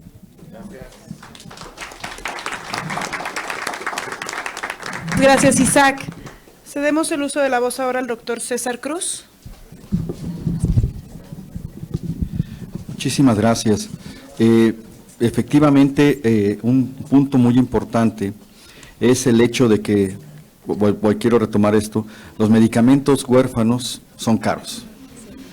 Pero también son caros los medicamentos oncológicos, y también es cara la hemodiálisis, y también es caro el trasplante, y también es caro todo, ¿no? Y no solo es cuestión técnica, es una cuestión de justicia y de equidad social, porque los pacientes con enfermedades raras tienen el mismo derecho que el que tiene que necesita un trasplante, y tienen el mismo derecho que el que tiene cáncer gástrico, y tienen el mismo derecho que el que tiene insuficiencia renal. O sea, ¿por qué ellos no los van a atender? Porque para ellos es la única esperanza. Y otro punto, no solo basta con darles el medicamento, que es uno de los grandes errores que se han cometido en la presupuestación de enfermedades raras. Piensa que ya con eso ya se cumplió, y es un tratamiento multidisciplinario que tienen que tener los enfermos, porque algunos van a necesitar rehabilitación, otros van a necesitar terapia del lenguaje, otros van a necesitar muchas otras cosas. Y para maximizar los efectos que un medicamento pueda tener, es necesario que el paciente tenga todo esto, porque si nada más le vamos a dar el medicamento, pero no le vamos a dar la rehabilitación, no le vamos a dar todo lo demás, no vamos a tener el éxito. Y otro punto más importante que había, y que espero que también se elimine, los pacientes tenían, de acuerdo a la bolsa presupuestal de donde salía el pago, garantizado el tratamiento hasta los 18 años. Y mágicamente cumplían 18 años y al otro día ya no les podían dar el medicamento porque ya eran adultos.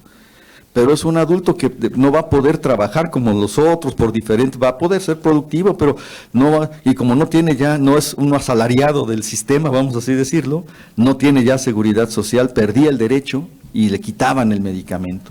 Esto es otro de los grandes pendientes que se tienen, porque todos conocemos desafortunados casos así, que el paciente que llegó a la mayoría de edad y se interrumpió su tratamiento porque no había forma de seguírselo proporcionando. Todos estos pendientes son algo que debemos trabajar para que día con día se puedan ir solucionando. Me dio mucho gusto, maestro, ya que dices, no tenemos la respuesta y esto es un hecho, pero tenemos que trabajar en la solución. Y esto es algo importante de conseguir. Y esto, hacer visible lo que han hecho pues durante este tiempo, es una de las formas de hacerlo. Pero tenemos que hacerlo visible no solo en febrero, porque efectivamente pareciera que la autoridad está esperando, ya viene febrero, hay que aguantar 28 días y a veces que tiene 29, pero el día que pase, llegado al día 1 de marzo, se acabaron las enfermedades raras, ¿no? Y eso no es así porque el paciente ahí sigue y los pendientes también siguen. Entonces, esto obligaría pues a la realización de una política nacional de enfermedades raras y a la creación de un fondo sectorial para el tratamiento de las enfermedades raras. Porque ¿qué pasa? Si existe el mismo presupuesto para todos los medicamentos, entonces siempre va a haber competencia, o sea, ¿a quién le damos el dinero? Eso va a ser, al que tiene cáncer, al que tiene trasplante, etc. Pero si hubiera un fondo donde todas las instituciones aportaran solo para el tratamiento de las enfermedades raras, pudiera ser una alternativa de solución. Yo estoy planteando ideas porque finalmente es parte de lo que posibilita el diálogo, poder expresar estos puntos. A pesar de que el camino es largo, hay mucha esperanza de que se puede recorrer de manera adecuada. Y cuando oigo a los pacientes me da más gusto porque pues, finalmente para ellos es todo esto, ¿no? Para ellos es, y hay muchos ejemplos como Isaac que están luchando, que están dándole el doctor y muchos otros que están buscando que esto sea realidad. Y esperemos que podamos colaborar y tengo la esperanza que algún día va a pasar en algún foro de gastroenterología que vamos a decir, por fin se alcanzó la cobertura del 100% de los pacientes con enfermedades raras. Muchas gracias. Gracias, doctor. Importante las aportaciones que han hecho. Diputada. Por favor. Gracias. Gracias, doctor. Cedemos ahora el uso de la voz al maestro Gustavo Romero, por favor. Iba a decir en representación, pero mejor usted. Muchas gracias, diputada Mónica, diputado Isaías, doctor Navarro y todos, cada uno de ustedes que están aquí presentes.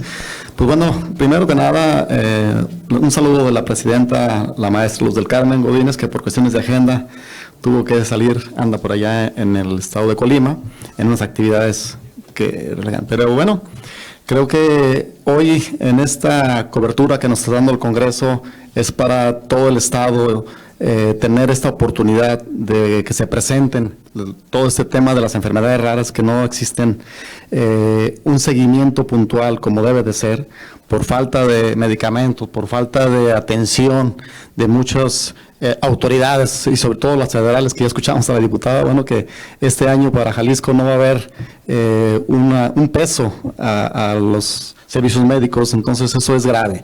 Y más con este tipo de datos y estadísticas que nos están presentando, pues es para quedarse más preocupados, ¿no? Entonces, yo por ahí veía que hay pues 1 de cada 2,000 personas que padecen este tipo de enfermedades y que hay 7,000 enfermedades que no están detectadas. Entonces, pues es una tarea muy grande que tiene que hacer, y qué bueno que el Congreso, a través de la diputada Mónica, diputado Isaías, nos están dando esta cobertura, y pues que cuenten con que la Comisión Estatal de Derechos Humanos siempre va a estar apoyando y dándoles el seguimiento para estar con ustedes de la mano y poderlos apoyar en cualquier circunstancia que se presenten. Bueno, también nosotros por ahí, dentro del propia comisión, tenemos nuestro comité de personas con discapacidad, que participan muchas asociaciones civiles y que participamos en reuniones y que estamos viendo todo este tipo de circunstancias que se están presentando. Entonces, pues nada más que agradecerle, diputada Mónica, por esta cobertura, por esta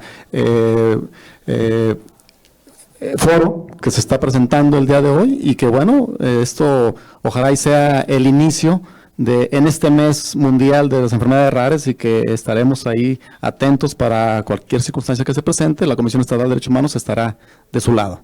Muchas gracias. Gracias. Muchas gracias, maestro. Cedemos ahora el uso de la voz a la maestra Cruz del Carmen. ¿Se encuentra con nosotros? Me la pasaron, ya vi. Dije, a lo mejor ya había llegado. Está muy bien, gracias, muchas gracias. Salúdenos a la maestra, por favor. A la madre y a la señora Janet Casillas, adelante, por favor. Buenos días. ¿Por acá? Gracias. Adelante, ya hay un micrófono.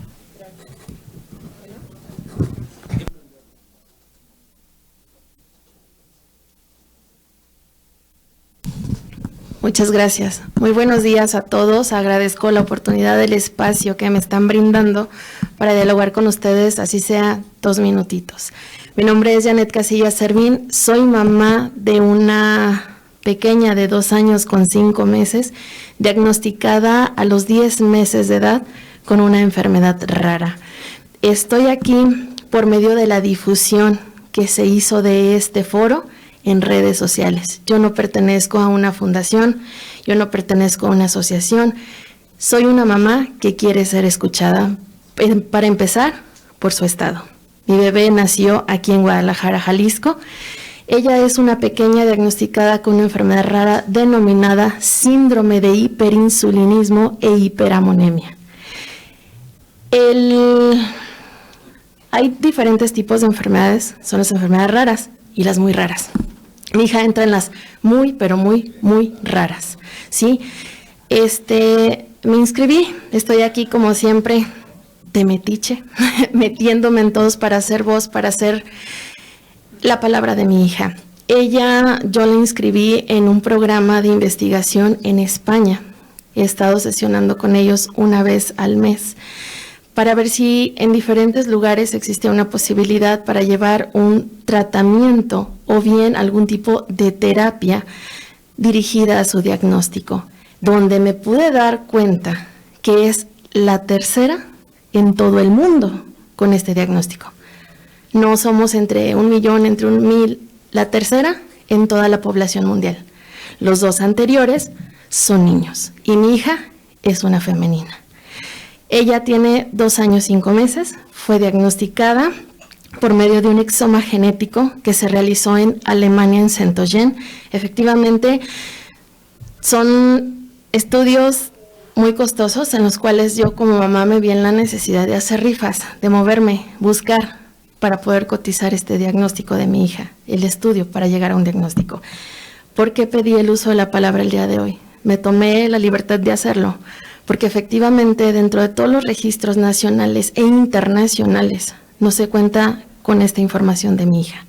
No cuento yo con alguien a mi lado o con alguien detrás de otro país con quien yo pueda tener un diálogo, una cercanía, que me puedan decir, ¿sabes qué? Yo tengo un paciente, yo soy portador, o mi bebé lo es, o mi hijo.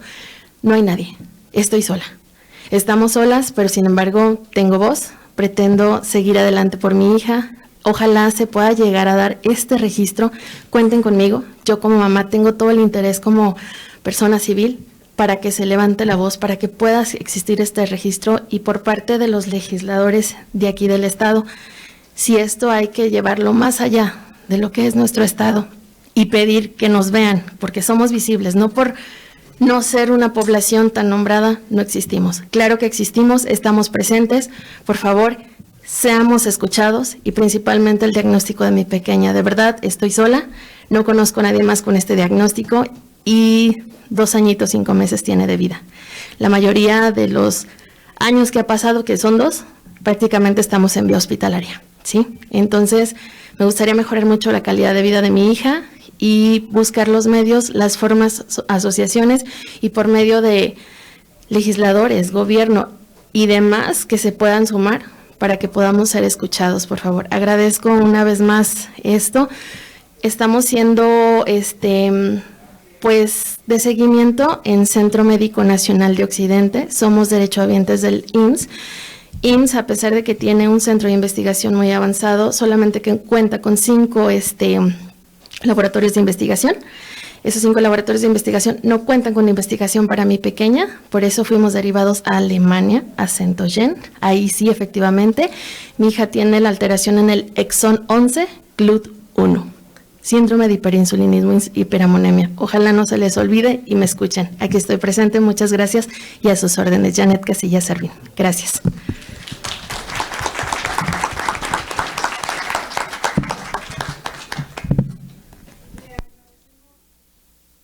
Agradecemos profundamente que nos dé la confianza de conocer la situación de tu niña y bueno, nosotros decimos siempre aquí que solas nadie y que además las políticas públicas que hemos impulsado, somos uno, vamos a estar bien, o sea, es bajo esa primicia.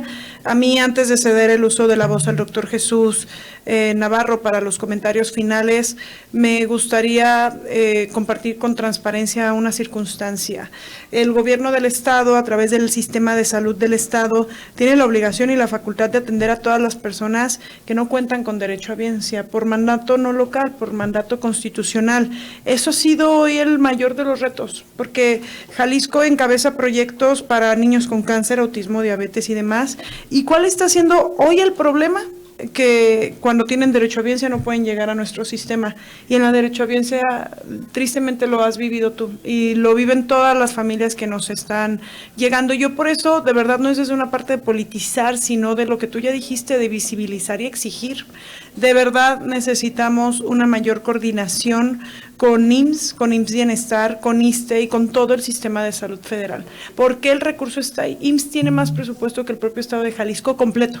Y nosotros tenemos que atender seguridad, educación y a ver, porque es fundamental.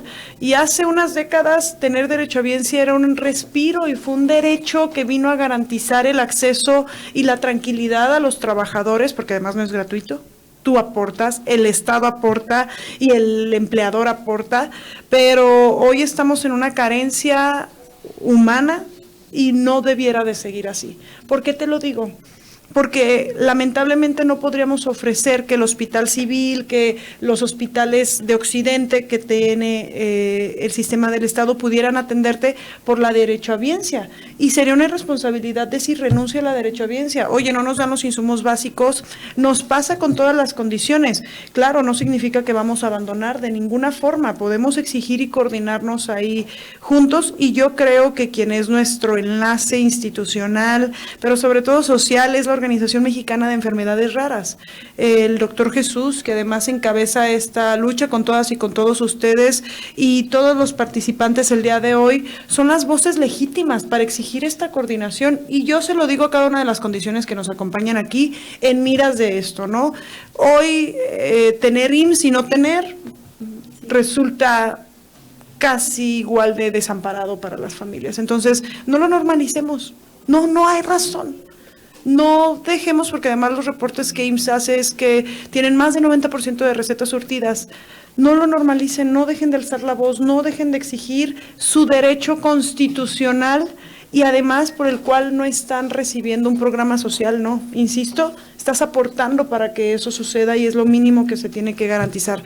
De nuestra parte todo, o sea, no solo en iniciativas legislativas, exhortos, creo que si el diputado, ahorita cedo el uso de la voz al diputado Isaías también, así lo ve bien, podemos generar algunos exhortos en la materia a fin de garantizar una mejor coordinación, de garantizar la atención de las familias, pero a mí si me preguntan, así como tú te diste cuenta por este foro a través de redes sociales, tienen un poder único y las redes sociales hoy permiten que sus voces se escuchen más y tomar las calles, tomar la dependencia, ir a la coordinación, a la delegación, perdón, del IMSS, coordinados, igual a la de la Secretaría de Salud. Funciona, lo digo en serio, el poder de la ciudadanía está en que se organice y se exija. Somos más los buenos, nos hace falta organizarnos, pero ya no dejen que pase un día más en el que es normal que estas condiciones sucedan. Sin más, cedo el uso del al doctor Jesús y si me lo permiten después al diputado Isaías, para que cierres también, diputado Isaías. Muchísimas gracias. Muchísimas gracias. Bueno, tengo que agradecer a todos, a cada uno de ustedes. Me gustaría que todos los representantes de las asociaciones pues tuviéramos uso de la voz el día de hoy y se nos está agotando el tiempo. Hay muchas cosas puntuales que destacar aquí. La presencia del doctor César Cruz como experto y bueno, como parte de esta intención que se tuvo de hacer el registro de personas con enfermedades raras no debe de quedar ahí, debe de formar parte de la agenda de este Estado a través de las iniciativas. De hecho, nosotros contamos, bueno, somos el primer y único estado que tenemos una mesa interinstitucional de enfermedades raras por parte de la Secretaría de Inclusión a Personas con Discapacidad. Tenemos también el aval y bueno, también el apoyo de la Comisión Estatal de Derechos Humanos a través del instrumento, del mecanismo para la defensa de la Convención de los Derechos de las Personas con Discapacidad, y toda la argumentación que han emanado de todas estas instituciones en favor, pues, de las personas que vivimos con alguna enfermedad rara y con esta esta intersectorialidad en cuanto a género, a educación, a acceso a la salud. Y bueno, las cosas están dadas, como decía el doctor César. No conocemos en el mundo un país que conviva con todas las enfermedades raras. Ese es un error conceptual que se tiene por parte de los políticos, porque de inicio, cuando uno habla de enfermedades raras, creen que queremos destruir el Sistema Nacional de Salud a través de los altos costos que implican la atención a las personas con una enfermedad rara. Ningún país convive con todas, ningún país tiene acceso a todos los tratamientos, y no han sido, como lo mencionó él, no coinciden las estadísticas con lo que se registra puntualmente. Entonces necesitamos hacer ese ejercicio del registro de personas con enfermedades raras en el Estado para que podamos medir cuál es la dimensión, y podemos dimensionar cuál es el grado del problema para poder tomar acciones y poder hacer planeación. Así como lo decía, tranquilamente, si no sabemos cuántas personas hay, no podemos presupuestar y no podemos saber, y estaremos apagando incendios. La voluntad del día de hoy aquí están los actores, todas las partes del rompecabezas aquí están, se deben de articular y se deben de juntar para poder tener todo el cuadro y ser, no pioneros, debemos de ser los primeros en sacar un tema adelante de este tipo. Tenemos la capacidad y tenemos todo lo que se necesita para abordar diagnósticos de alta complejidad y abordar los tratamientos. Treacher Collins ha sido pionero y ha sido primero en el tratamiento de alteraciones de la craneosinostosis en el país, y con mucho éxito, y ha demostrado que la capacidad técnica se tiene aquí en el Estado, y se han preocupado por traer a las personas que pueden hacer posible que el cambio de la esperanza de vida de las personas y su calidad de vida sea diferente. A través del trabajo de la Comisión Estatal, a través de la Secretaría de Inclusión de Personas de Discapacidad, en su gestión con el licenciado Isaac, sí tuvimos oportunidad de crear documentos y de seguir creando incidencia política hasta el día de hoy a través de todos estos mecanismos. Los invito a que no cejemos en el empeño, los invito a que sigan participando, y los invito a que sean cada uno de ustedes una célula activa por la defensa de la patología o de las personas con las que ustedes están conviviendo, pero solamente y a través del trabajo conjunto, como lo ha propuesto Isaac, como se ha propuesto en todos los lugares. La diputada nos ha hecho mención de esto. Si no somos capaces de mostrar esa unión y esa fortaleza, no vamos a llegar a ningún lado. Quedaremos en solamente intentos aislados, ¿sí?, que son fáciles de ignorar.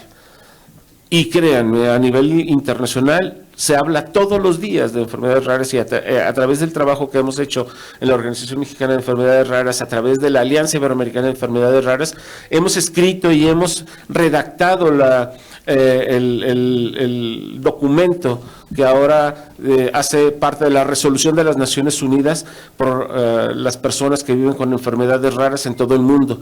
Y tenemos el compromiso en el Estado de ser parte de la creación del Plan de Acción Global para que atiendan a las personas con enfermedades raras. Todos los días se está trabajando, todos los días se está haciendo algo, y el Estado está siendo representado. Y todos ustedes, el trabajo que se hace en primera persona no es por un grupo, o no es por un sector, o no es por una patología. Se hace para todos y por todos.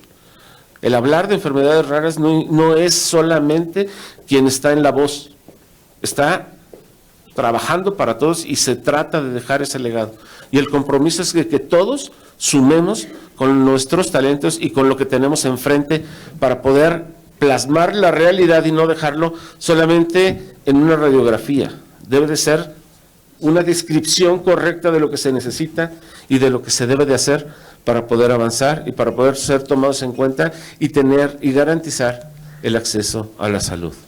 Y como lo dijeron todos, para mí las enfermedades raras, el tema de las enfermedades raras es una figura con muchos lados, es un poliedro.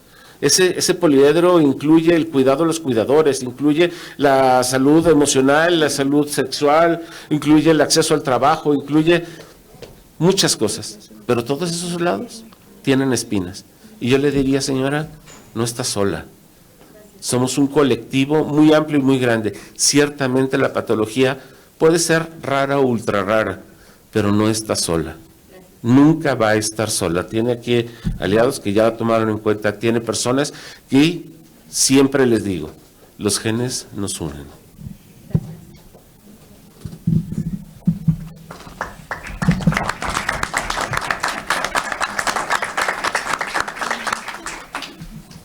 Adelante, por favor. Gracias. A manera de conclusión, tomamos algunas notas.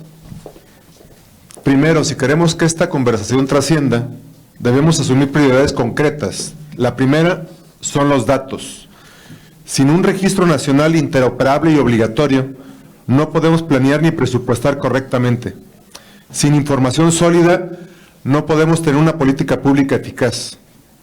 En segundo lugar, la detección oportuna. El tamaño neonatal ampliado y universal no puede depender de cada estado. Detectar a tiempo no es un lujo, es una medida de justicia y eficiencia. En tercer lugar, el diagnóstico especializado. Necesitamos una red nacional de centros de referencia con capacidad genética, protocolos claros y apoyo de telemedicina. El conocimiento debe estar al alcance de todas las regiones, porque detectar a tiempo salva vidas, reduce costos futuros y evita discapacidades prevenibles. El acceso real al tratamiento. Los medicamentos huérfanos representan un desafío financiero, pero el debate no debe ser si son costosos, sino cómo diseñamos mecanismos sostenibles. Compras multianuales, como ya lo mencionaron, y esquemas de riesgo compartido. Evaluación regulatoria ágil y un fondo específico que evite la judicialización permanente. Y por último, y quizás lo que más hemos olvidado como gobierno, la protección financiera para las familias.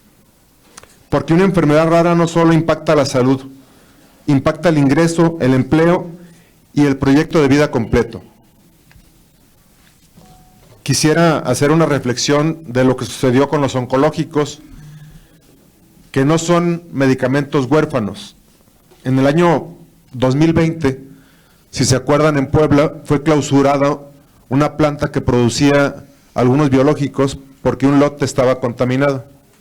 Con ese pretexto se clausuraron todas las plantas que producían metrotexato, ciclofosfamida, purinetol, vincristina, y los costos de algo que era tan común y cubierto por el sistema de salud que teníamos en México se convirtió en algo inalcanzable. Y de valer 300 o 400 pesos una dosis, aumentó a 500, a 1,000 pesos, a 2,000 pesos. Los estados, el Hospital Civil, recibían, por ejemplo, efectivo para poder las compras y suministrarlas de manera oportuna. El gobierno federal dijo que iban a hacer ahora en especie, porque había corrupción en la ruta que se estaba haciendo. Pero los medicamentos en especie tampoco llegaron. Entonces, de un problema que teníamos resuelto, que era la atención en medicamentos oncológicos, se hizo un problema y una bola de nieve que aún no resolvemos hoy día. No me imagino lo que los pacientes y sus familias de enfermedades raras deben estar padeciendo cuando algo tan común, accesible y aparentemente resuelto se complicó. Para ustedes debe ser hoy día un infierno. Como ya lo dijo el doctor Jesús Navarro, que tuve el gusto de conocerlo hace años, luchando en México él por todos ustedes, y como lo dijo la diputada Mónica Magaña, en este esfuerzo que están haciendo para visibilizar las enfermedades raras, cuentan con nosotros como aliados en todo lo que podamos hacer desde este poder. Muchas gracias y Buenas tardes. Gracias, diputado.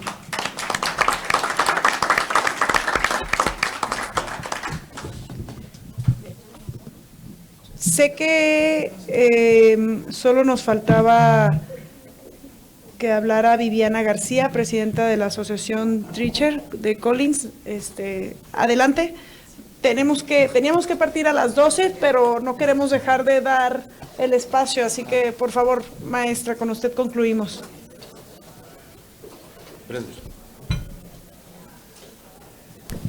Muchas gracias por darme este pequeño espacio.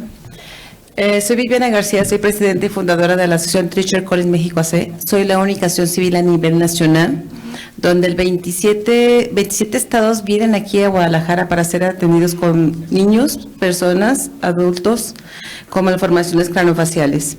¿Por qué aquí en Guadalajara? Porque ningún estado tiene la capacidad o la información de cómo atender a un niño un seguimiento con este síndrome. Tengo una hija que tiene 28 años y ella lleva hasta ahorita 22 cirugías. ¿Cuál es mi misión y mi objetivo? Que estos niños no padezcan o no tengan que tener tantas cirugías como las que llevó mi hija. Que las cirugías que realmente deben de tener sean funcionales. Aquí en el Hospital Civil Nuevo y el Hospital Civil Viejo nos han abierto las puertas con tanto como genética, con cirugías maxilofaciales para ser atendidos. Cada cirugía para un niño en puro material son alrededor de 300,000 pesos. Niños que tienen cánulas para respirar, niños que tienen sonda gástrica para ser alimentados. No por decir que un médico no tiene la capacidad o no, simplemente no sabe el conocimiento de cómo tratarlo. Me he peleado con médicos, me han vetado de un piso, ¿por qué? Por el seguimiento y cómo deben de tratar. Que no son niños que pueden manipularlos de una manera fácil o inventar qué es el proceso que tienen que hacer. Hoy en día tengo 140 pacientes, tengo albergue, les doy alimento, les doy hospedaje, atención médica. Estos pacientes tienen alrededor de entre 10 y 13 médicos especialistas, depende el alto grado del síndrome o la malformación que tiene este paciente. No nada más es el Treacher Collins, es el Golden Heart, es el Pierre-Robin, Nager, Miller y craniosynostosis que me han estado buscando para ser atendidos a estos pacientes. El año pasado, hoy en día, yo creo que llevamos más de 100 cirugías que se han realizado, que se han reconstruido rostros, que se han hecho caras felices, como dice mi eslogan, transformando vidas. Este es el 4º año, queda totalmente invitada a diputada si nos gusta acompañar este 28 de febrero, donde nos presentamos y ya sea para difundir las enfermedades raras que nos ponemos aquí en la rotonda de los hombres ilustres en la noche para poder sensibilizar y decir que las enfermedades raras existen. Cada día va aumentando, donde nos estamos juntando más personas para decir que las enfermedades raras existen, ya sea que nos pintamos la cara o hacemos actividades, damos una información. Año con año nos estamos reuniendo y cada vez se está juntando más personas. Esto inició hace 4 años. Y queremos invitarla y que nos acompañe ese día para poder sensibilizar y decir que no estamos ocultos, estamos fuera nosotros y que las enfermedades raras existen, que la discapacidad existe. Estos niños tienen orejitas y necesitan un aparato auditivo, no es como un auxiliar, es como un chícharo porque no tienen conducto auditivo. Tienen alrededor de un costo, digamos, de un elevado hasta 210,000 pesos a 70,000 pesos para un aparato que puedan escuchar. Estoy en proyectos para poder ayudar, o que hoy en día tengo 76 niños que necesitan aparatos auditivos. Pensamos en la niñez, pensamos en la educación, niños que están en 5º año que ni siquiera saben pronunciar su nombre o no pueden, ni pueden leer, porque no hay la educación en las escuelas para que los puedan atender. Su discapacidad es auditiva nada más, no es mental, son niños normales, estudian, trabajan, hacen lo que tienen que hacer como nosotros que somos normales. Agradezco realmente este pequeño espacio que me invitaron, la verdad, más que nada que ahora sí que soy la única a nivel nacional donde atiendo con tratamientos médicos y quirúrgicos a niños con malformaciones craneofaciales. Es un trabajo muy amplio y mientras más se difunde, más pacientes tenemos para seguir apoyando lo que esté a nuestro alcance. Gracias por la invitación para este foro. Janet, gracias. Al contrario, bien, sin más, damos por concluido este primer espacio. Nuestro compromiso es hacer una minuta de la reunión que tuvimos, con el programa que tuvimos. La vamos a compartir, doctor. Sí. La licenciada Ailín y el titular del órgano técnico nos ayudará a tomar los acuerdos. Vamos a hacer una serie de exhortos e iniciativas, se los compartimos. También el diputado hará su agenda legislativa al respecto y estemos en comunicación.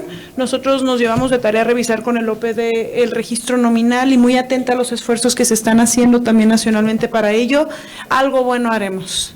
Como ha sido con otras condiciones, sola nadie cuentan con nosotros. Les vamos a dejar nuestra información también para que estemos en comunicación constante y quedamos a sus órdenes. Gracias por su tiempo, doctor. Muchas gracias por el espacio y por organizar y ser interlocutor. Muy agradecida. El agradecido soy yo y créame que estaré en las oficinas de todos ustedes, Sí, en la socios. representación y bueno, en el acompañamiento que tengamos que hacer con todos para que creemos esta agenda y darle seguimiento a las necesidades que hemos planteado el día de hoy. Claro. Muchísimas gracias a todos, cada uno de ustedes por estar aquí, a los que nos siguieron por el canal y sobre todo la voluntad que tienen de dar oídos, dar ojos y sobre todo dar voz a quienes representamos a las enfermedades raras. Muchísimas gracias. A ustedes. Buen día, buena tarde a todas y a todos. Gracias.